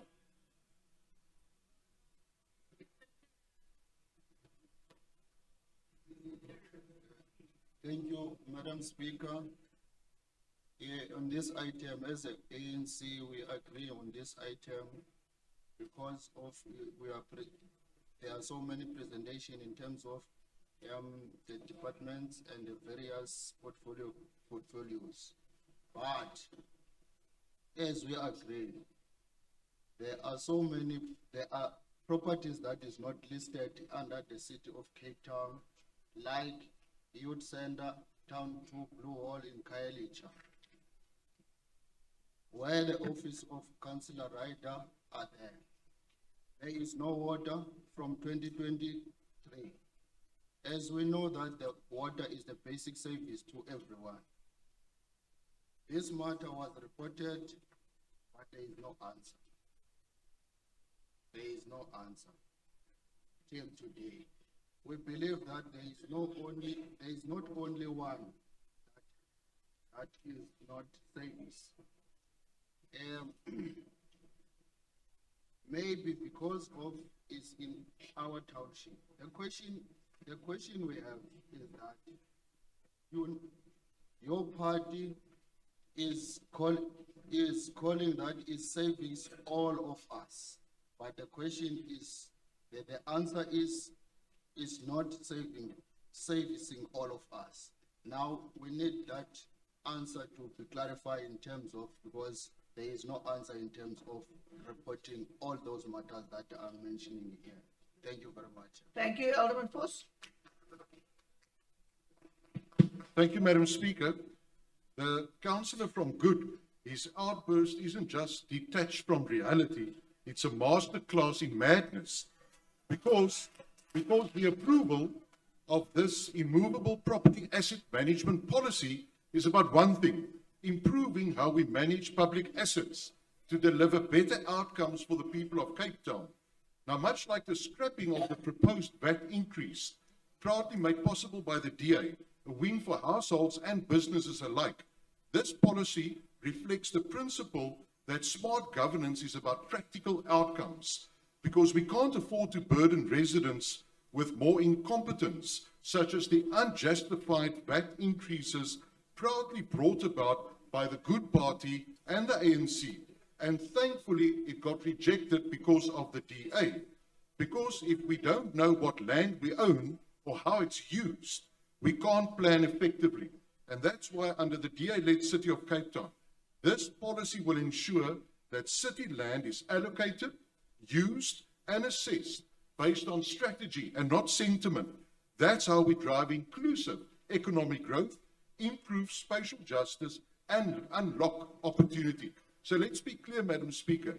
It's not just about handouts or slogans. It's about managing land in a way that supports investment, infrastructure, and sound planning. And that is why this policy update is exactly going to achieve that. It will sharpen accountability, introduce stronger oversight, and it aligns more closely with citywide priorities, and it will also improve life cycle planning. So, some will say it doesn't go far enough, but progress comes from building systems that work, not tearing them down, or cheap slogans, as we've heard here from the councillor of no good. This is how we position Cape Town for long-term success. Some will never know, because by ensuring that every asset is tracked, evaluated, and used to meet real needs. So, Madam Speaker, I table this updated policy for adoption by Council. Thank you. Thank you. The recommendations on page 365. All in favor of the recommendation? Anyone against? Good. EFF. Thank you. What is that there? CCC. All right. Thank you. The motion's carried. We move on to item 30, and the first speaker is Councillor Boerta Rousseau. Thank you, Speaker, and good afternoon to everybody. In die vroeë 1990s het my gesin in Blauburg gewoon in 'n enkel residensiële woning. Dit was toe al 'n besige straat en dit is vandag nog. Dit was 'n skoon residensiële woonbuurt, baie veilig en 9:00 in die aand kon jy na Boyde Goede Sirkel stap om by die Central Fish and Chips winkel etes te koop. Dis vandag nog, hy's vandag nog daar met die naam, sonder dat jou veiligheid in gedrang kom. Geleidelik het inwoners en stad Kaapstad toegelaat dat die woonbuurt agteruit gaan. Huispersele het oornag besigheidspersele geword sonder voldoende parkering en dit is vandag nog so. Kriminele het na die woonbuurt beweeg sonder dat daar ingryping was en dit is nog steeds onveilig om in Boyde Goede Sirkel area te beweeg. By Gee Road, naby Koebergweg, het plakkers in die omheinde stad Kaapstad siviele konstruksieterrein inbeweeg en plak sonder dienste. 'n Kunstenaar, die naam Arts and Craft, word uitgestal en van die items staan op die sypaadjie sonder dat hy beboet word. Op die hoek van Blauburgweg en Jansenstraat word 'n tweedehandse winkel toegelaat om veilinge op die sypaadjie te hou, sonder dat daar plek is vir persone wat daar wil stap. En hy het 'n onooglike stylbedekking om sy winkelsentrum te vergroot. Dit word toegelaat. Dan geleidelik het talle besighede vanaf die R27 na Marine Circle ontwikkel. Dit was netjies en op 'n geordende manier. Dit het Marine Circle baie gewild gemaak, maar nie sonder veiligheidsprobleme nie. Met die My City roete en netjies se busstasie wat daar is dit 'n gewilde roete na areas in Kaapstad wat met die bus bereik kan word. VF+ deel die bekommernis met die inwoners dat die woonbuurt toegelaat was om te ontwikkel sonder deeglike beplanning. Ons deel die water- en sanitasiebekommernisse wat daar is. Ons deel die veiligheidsbekommernisse. Ons deel die inbreuk op privaatheid van enkel residensiële wonings langs hooggeboue wat kan en gaan verrys. Ons deel die bekommernis met die druk verkeer wat weens die hoofroete status nie gaan verander nie, maar dit kan verbeter. Om Blauburgweg te orden, is daar nie 'n ander keuse as om die groeibestuurstrategie vir plaaslike ontwikkeling te ondersteun nie. Gegee die beskikbaarheid van water en sanitasie na die wooneenhede en besighede wat gaan verrys. Opheffing gaan bydra om die straat op te hef vir voetgangers, fietsryers, inwoners, groen area verbetering en die motors gaan ook meer geakkommodeer kan word. VF+ hoop dat Blauburgweg herstel kan word, dat die veiligheid wat daar in die 90 jare gehandhaaf was. Dankie, Councillor Sue van der Linden. Honourable Speaker, members of the Council, I rise today in strong support to the recommendation before us to adopt the local spatial development framework for Blauburg Road, a visionary and community-driven blueprint for the future of this key corridor in our DA-run city. The Blauburg Road LSDF is more than just a planning document. It's a commitment to responsible growth, environmental sustainability, and inclusive development. It is a result of extensive collaboration between the city departments, stakeholders, residents, and experts. The existing Blauburg Road growth management strategy dates back to 1998. The LSDF responds to this changing reality and replaces the outdated 1998 strategy and aligns with our current policy, landscaping, including the municipal spatial development framework and the Blauburg district plan. The LSDF process was exemplary in its public engagement and went far beyond the statutory 60 days participation requirements, spanning nearly 150 days. This was planning with the people, not just for the people. The public's voice shaped the final document, and their concerns, ranging from transport and infrastructure to heritage, informal trading, and urban character, have been acknowledged and addressed. This vision statement in the LSDF is bold and clear: to support Blauburg Road in developing into a thriving urban corridor where residents can live, work, and play, with world-class destinations, walkable precincts, and quality public spaces, integrated with nature and exemplary development. The LSDF is locally specific, with strategically aligned bridging the Blauburg District Plan and the MSDF Plan. The LSDF recognizes the need for economic growth, especially in the face of rising property values and congestion. It proposes revitalization of the retail and business hubs like Bayside Mall, Marine Circle, and Boydegoede Circle. Also coastal tourism assets along Tableview Beach, and support for the emerging remote work economy. It also aims to introduce affordable housing options, increasing access to economic and social opportunities, and reducing pressure on private vehicle usage through transit-orientated development. Importantly, the LSDF addresses infrastructure concerns, including sanitation and traffic, with a strong emphasis on green infrastructure, water-sensitive urban design, stormwater system upgrades, and climate-adapted streetscapes. It also takes into account the environmental interference with the Rivlei and Deep River and the coastline, preserving our natural heritage while enabling smart growth. In conclusion, this LSDF provides clarity, consistency, and confidence to both the public and private sectors. It supports a more livable, connected, and sustainable Blauburg Road. Thank you. It is needed, and it is right to take the next step forward. I support the motion. Thank you. The recommendation is on page 415. All in favor of the recommendation? Thank you. The recommendation is carried. Anyone against? EFF and good. Thank you. Madam Speaker, And the FCC abstains. Thank you. We move on to item Speaker 31. and the PA. Yeah, what are you doing? I'm also against. Thank You you. against. Thank you very much. Item 31, Councillor Davids. Greetings. Why do people don't even have proper pavements to walk on?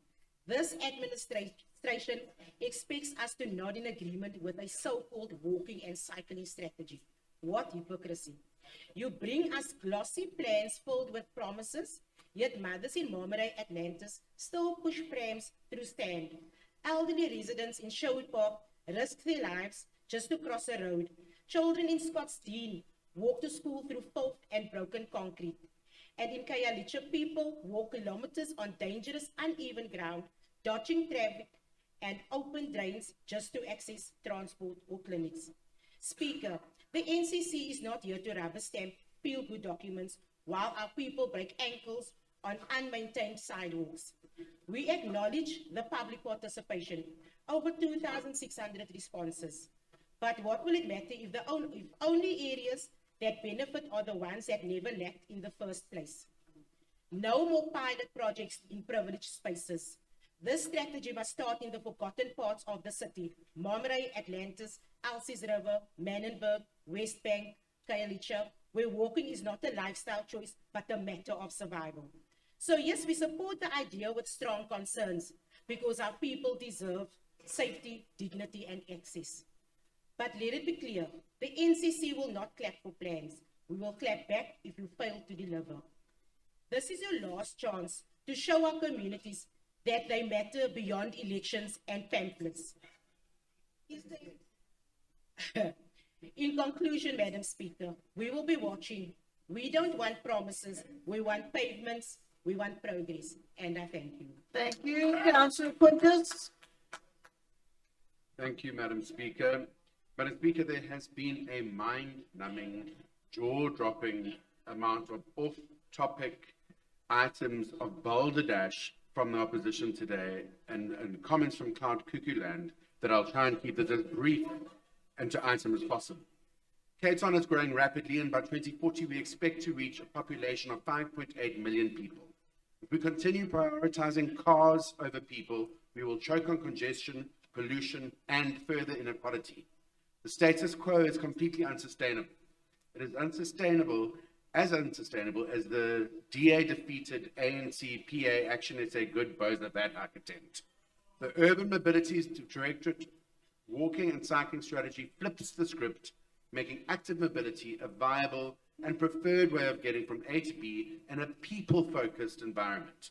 Walking and cycling are also essential components in the shift towards mainstreaming public transport use, which is essential for escaping the tedium of traffic. Many of us here in this chamber likely traveled here today by private vehicles, but for most Cape Townians, walking is the most common mode of transport. And the unacceptable reality is that it is dangerous and undignified. This strategy maps out a way to begin fixing that. Madam Speaker, we envision a city where a late shift retail worker in Khayelitsha can walk home safely after dark. A student in Mitchell's Plain can cycle to college without fearing trucks. Every resident, young, old, differently abled, has dignified access to opportunities. A process of extensive and thorough public engagement has provided us with a clear public mandate, which inputs received by 2,447 Cape Townians. The feedback was overwhelmingly supportive, and every meaningful reflected in the updated draft before Council today. Even critics like the Pedal Power Association endorsed our approach after we incorporated their feedback on spatial equity and the 15-minute neighborhood concept. We plan to make targeted investments, starting with transport hubs and high-demand corridors, building continuous, safe networks, and ensuring pedestrian and cyclists are provided a fully safe, protected journey from start to finish. The bottom line is that restructuring our built environment to support active mobility is what our residents want and need. It's about repairing apartheid spatial planning and adapting with the times. Globally, cities that invest in walking and cycling see fewer crashes, cleaner air, and stronger local economies. Cape Town cannot afford to lag. We have the plan, we have the public support. Now we need this council's approval to get Cape Town moving with the times. Thank you, Madam Speaker. Thank you. We have a recommendation on page 567. Are we all in favor of the recommendation? Is anyone against the recommendation? The EFF, the Good Party, and the whatever. Oh, is your hand up there, sir, or not? Your hands up. We approve with strong concerns. You have strong concerns. Okay, so they're in favor. All the motion is carried. We move on then to the next item, and that first speaker on item 35 is Councillor Jacobs.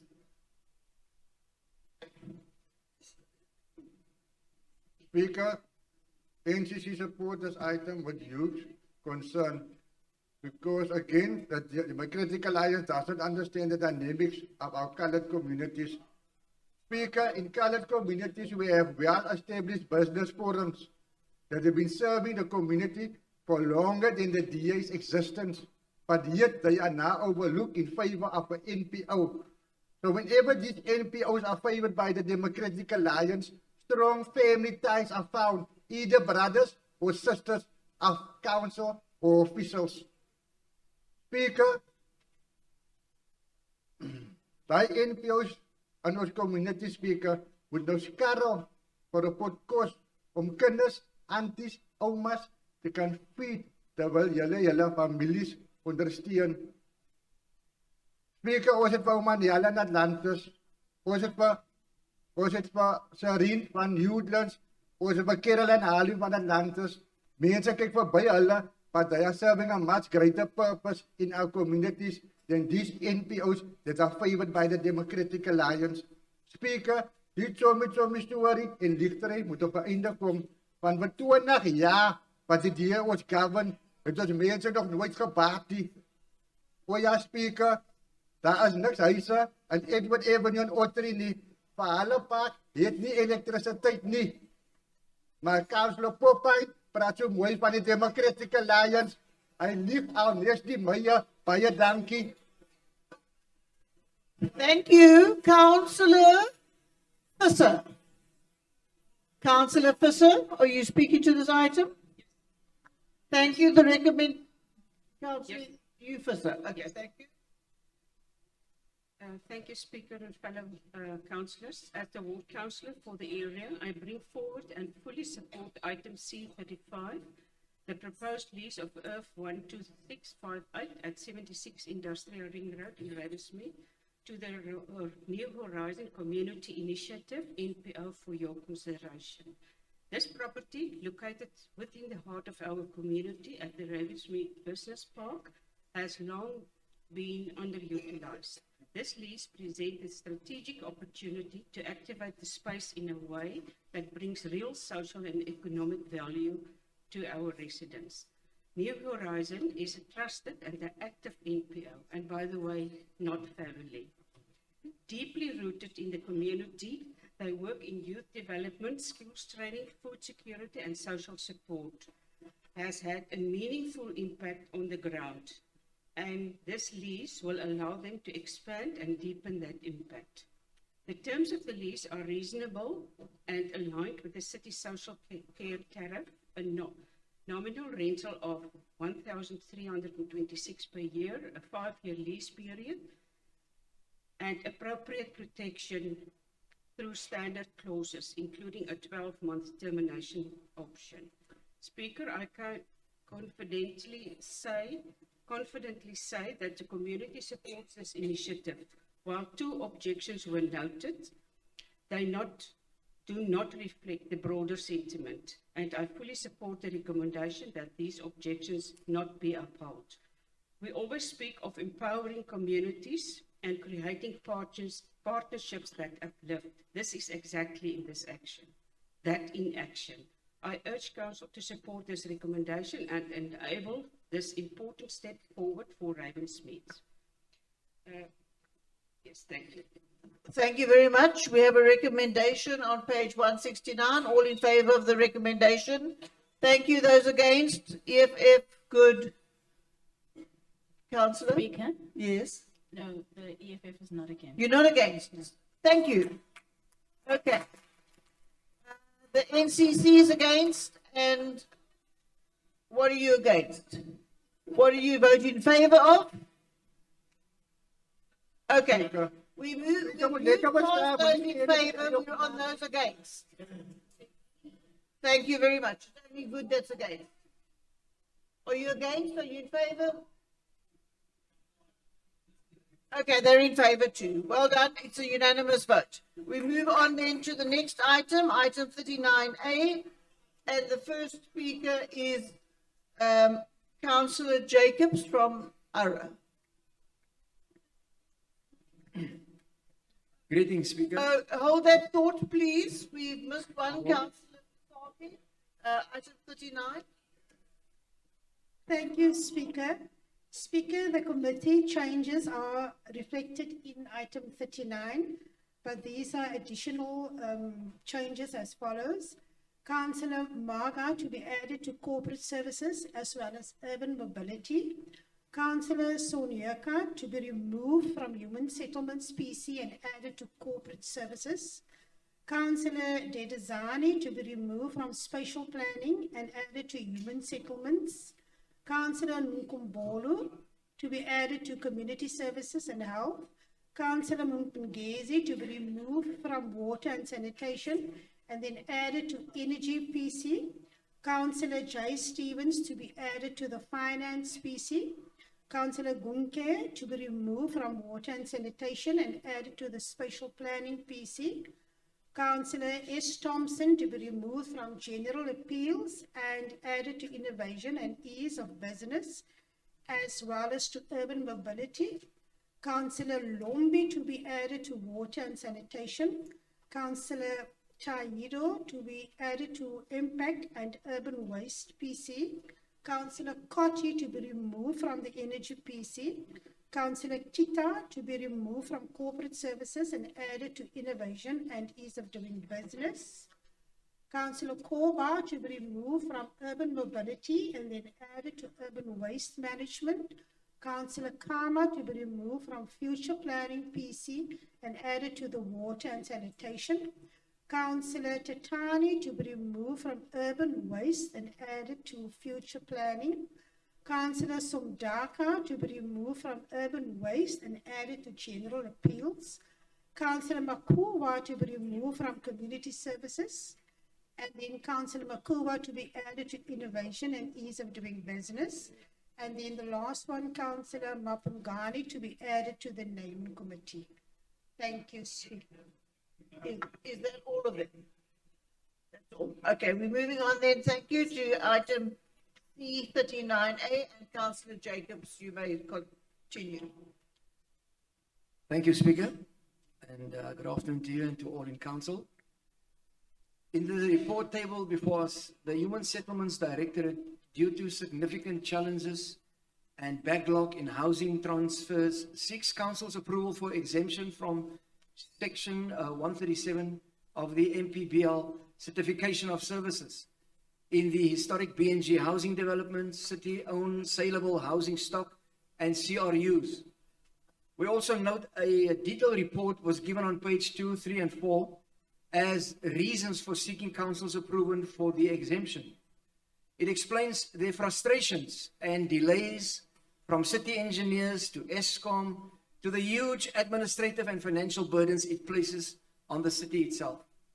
Madam Speaker, we are all aware of the current housing backlog and the dilemma the city of Cape Town is facing, coupled with the growing levels of in-migration to Cape Town, certainly doesn't make it any easier for the Directorate and also for those on the waiting list for housing.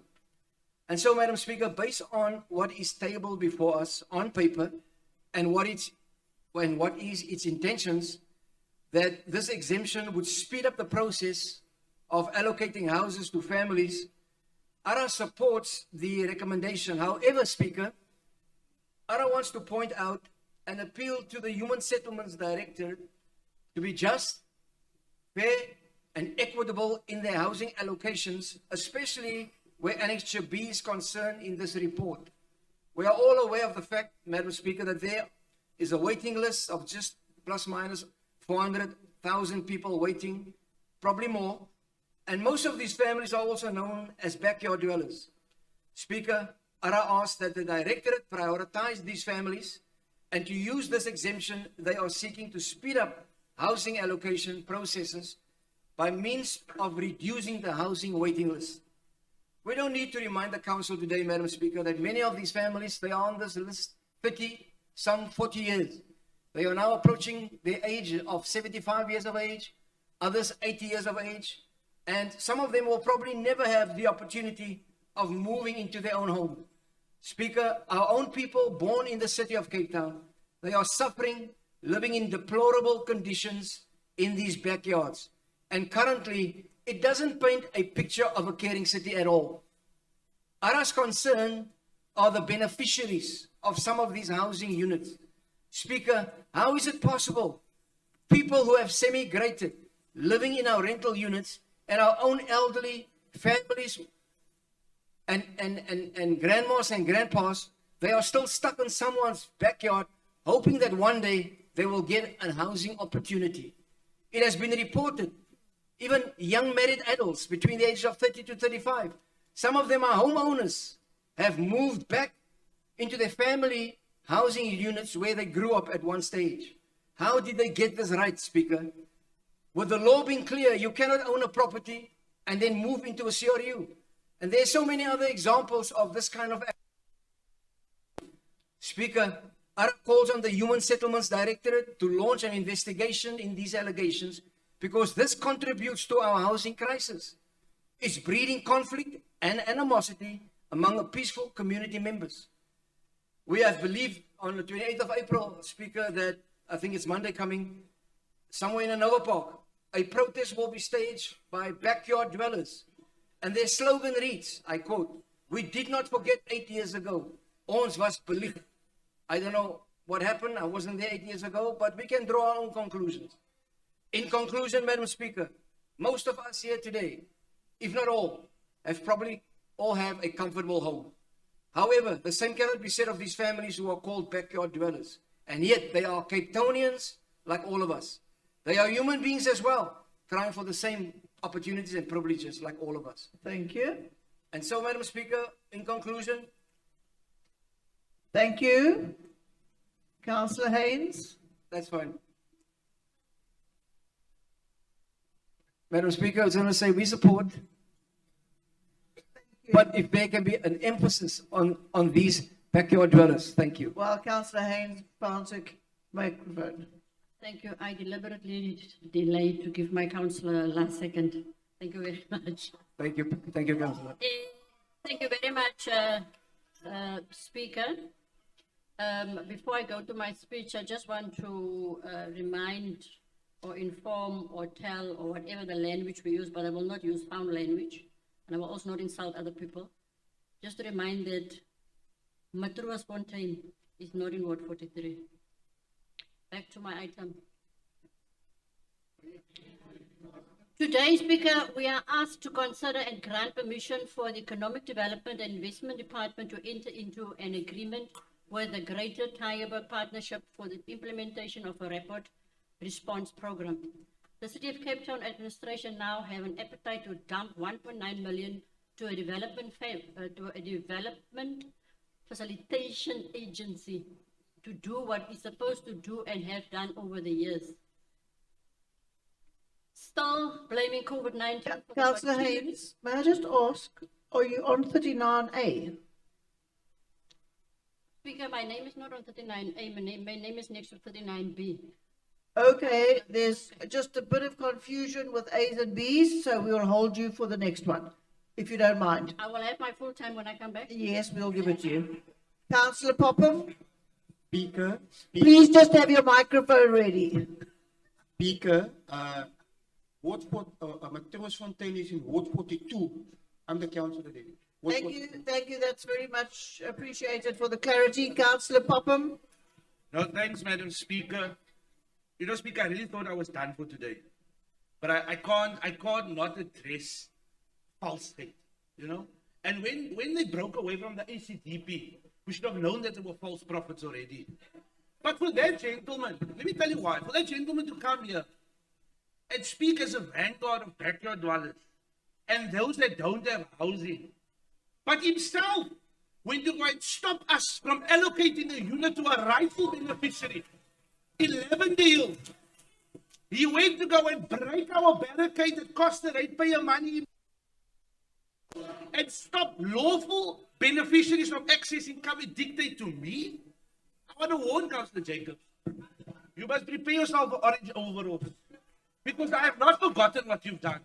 We will first focus on the court case to correct that illegal occupation, and then we'll come for you next in court.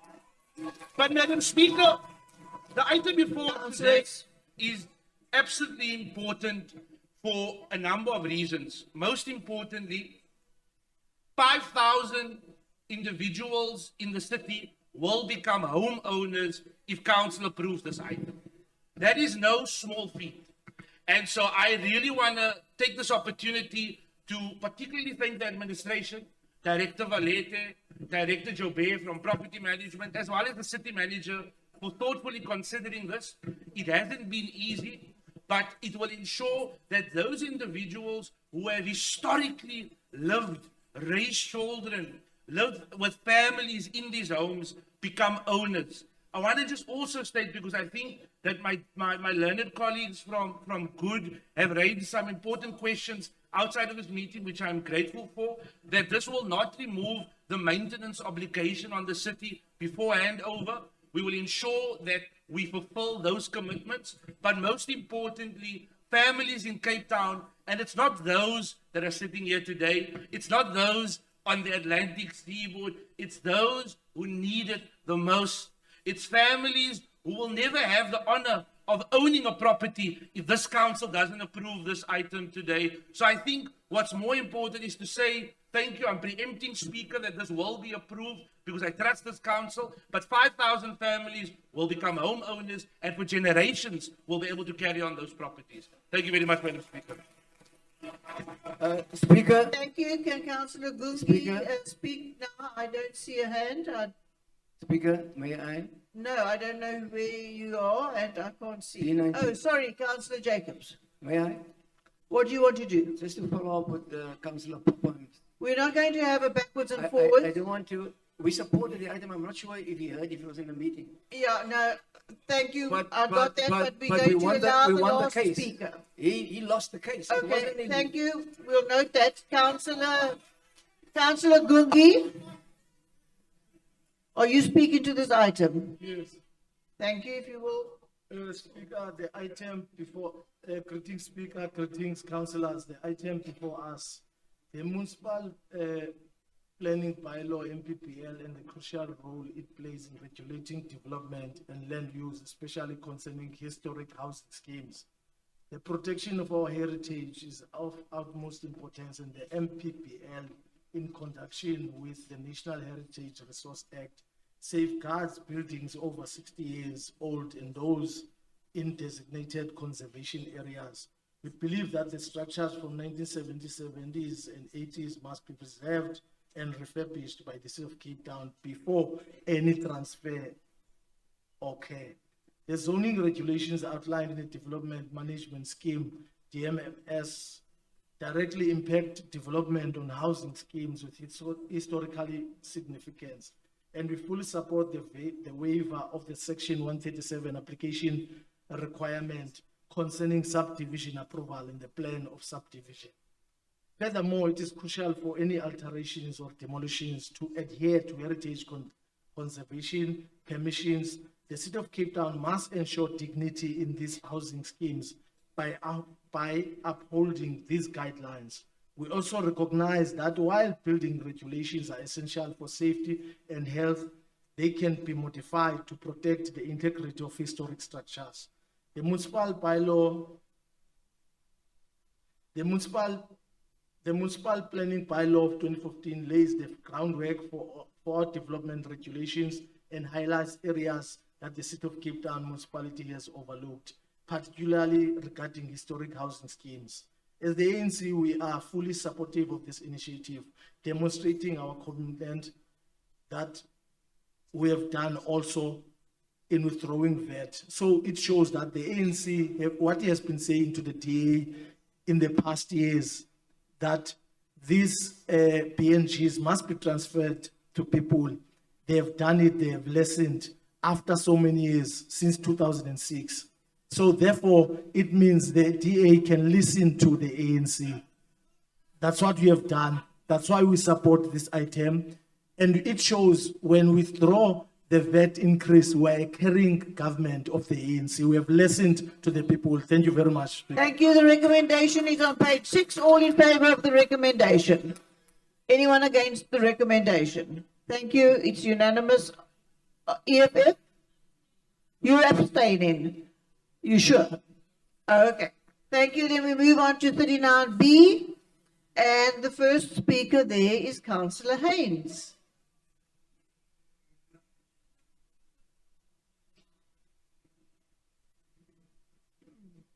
Thank you very much, Speaker.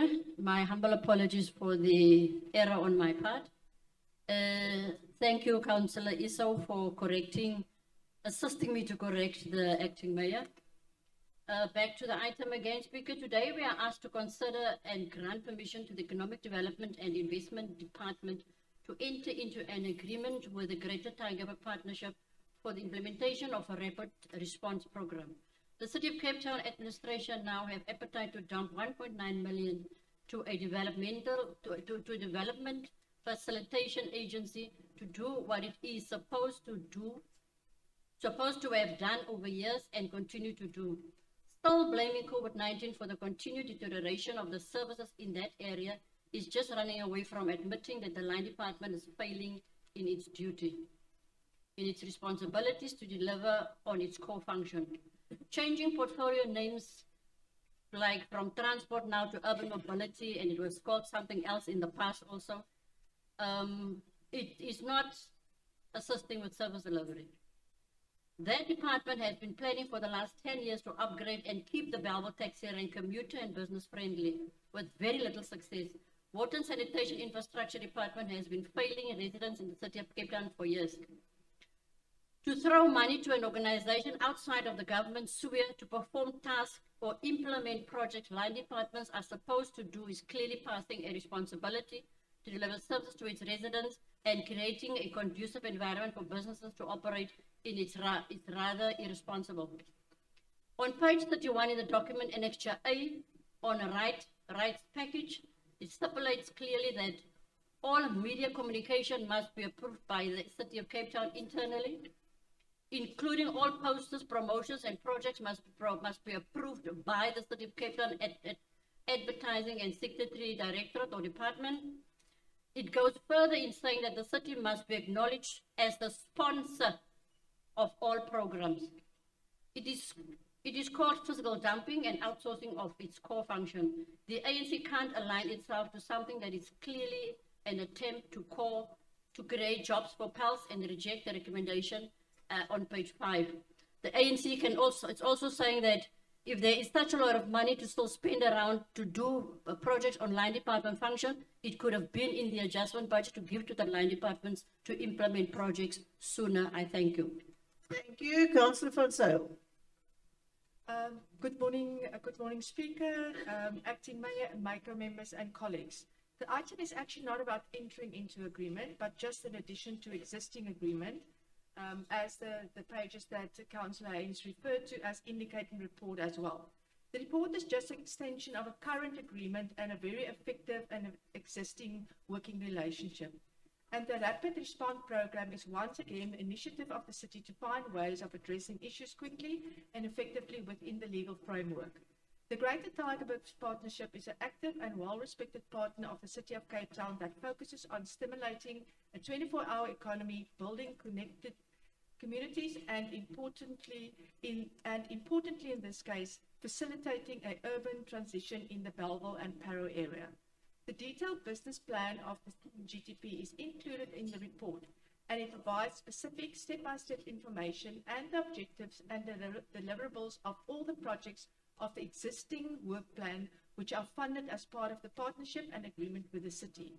And those who have read it must surely agree that there is nothing vague about it. It's transparent, easy to understand, and especially for the sub-council and for the council serving in that area and for the community of Belleville, money well spent. Since the implementation of the Better Belleville Together campaign, there has been a significant difference in the look and feel of the area as a result of the work done by the GTP in supporting the infrastructure, the beautification of certain areas, the removal of graffiti, etc. Well done, again, working and supporting infrastructure and improving the lives of residents.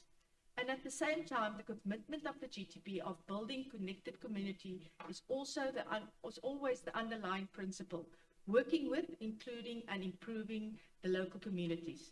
So different from the situation in the ever-increasing infrastructure collapse in Joburg, where the ANC lead administration budget deficit and lack of service delivery impact severely on the quality of lives of residents on a daily basis, and residents go without water and electricity for days at end. Comments were made about poor service delivery by the opposition on a few occasions today, but situation with the 43% water losses as a result of poor infrastructure and service delivery and leaks and ineffective management with cadre deployment in water rand. And I think it's more because just more than one has his hands in the cookie jar. But if shouting, screaming, and insults to taint the efforts to improve the lives of and to create hope for the ordinary Cape Townians make you forget your own failures and dropping support, please keep on. The support to these parties by Cape Townians and even in the rest of the country is clearly reflected in the most recent polls. I would like to suggest that the councils of good spend more time on supporting and serving their forever declining supporters and less time on writing speeches with personal attacks and misinformation. The Belleville PTI is the most important transport hub in the northern suburb, and a staggering 70,000 people commute via Belleville daily, and the taxi rank handles 52,000 passengers every day. And the PTI is therefore a priority for the sub-council. And the sub-council manager and the ward council's efforts towards improving and the maintenance of the PTI are legion and never ending. The implementation of the Rapid Response Program and the involvement of the GTP with the PTI will make a significant difference and improve the experience of the thousands of commuters using the space every day. and the securing and beautification of the pump station and the surrounding areas at the corner of Strand Street and Bilberside Avenue will, as the planned works at the Belleville PTI, also support the vision for future Belleville and the Better Belleville Together initiative. And it will surely benefit the communities in the area. Speaker, I support the item and therefore move the recommendation. Thank you. The recommendations are on page 5 to 7. All in favor of the recommendations? Anyone against? Good. Are you against or abstaining? EFF? Against. Thank you. ANC is against. Good's abstaining. Anybody else? Thank you. The motion is carried. We move on to item 42. Councillor Little. Thank you, Madam Speaker. The City of Cape Town recently reported on minor breaches for procurement processes, raising serious concerns about the integrity of the supply chain system. While termed minor, these breaches, documentation errors, scoring irregularities, and procedural omissions, reflecting systematic weaknesses, if left unaddressed, exposes the city to significant fraud risks and undermine public trust. These 3 breaches are not trivial. Incorrect documentation and occupational health and safety training contracts, scoring deviations in public address system tiering with priority rates, conflict with historical benchmarking, omissions of critical clauses in network infrastructure contracts. These are not mere technicalities. They represent failures in compliance, transparency, and accountability. Key pillars of the supply chain policy, labeling them as minor, normalizes non-compliance, and risk fostering a culture of... Thank you. Conclude. Violations that could... Councillor Witbooi. Thank you, Speaker. It surprises me how Councillor Little has built her career on a lack of empirical evidence and based it only on emotions. As per the city's supply chain management policy, the city manager has to report and ratify these minor breaches, which he has done. Our report is, there's no financial implications. It's in line with the policy. It has been it is legally compliant, and there is no risk to the city. It is POPI compliant, and it is recommended that this council should note these minor. Yes, it is a concern, but what gives me satisfaction is the fact that the system itself has picked up these breaches and hence reported it to this August House. Thank you very much, Speaker. I move this item. Thank you. The recommendations on page 14. All in favor of the recommendation? It's for noting. Thank you. It's noted. We move on to item 44, and that's agreed. And then we move on to item, okay, then that's the end of the open meeting. Can we just have 2 minutes while we close the YouTube link and ask our guests to vacate the chamber?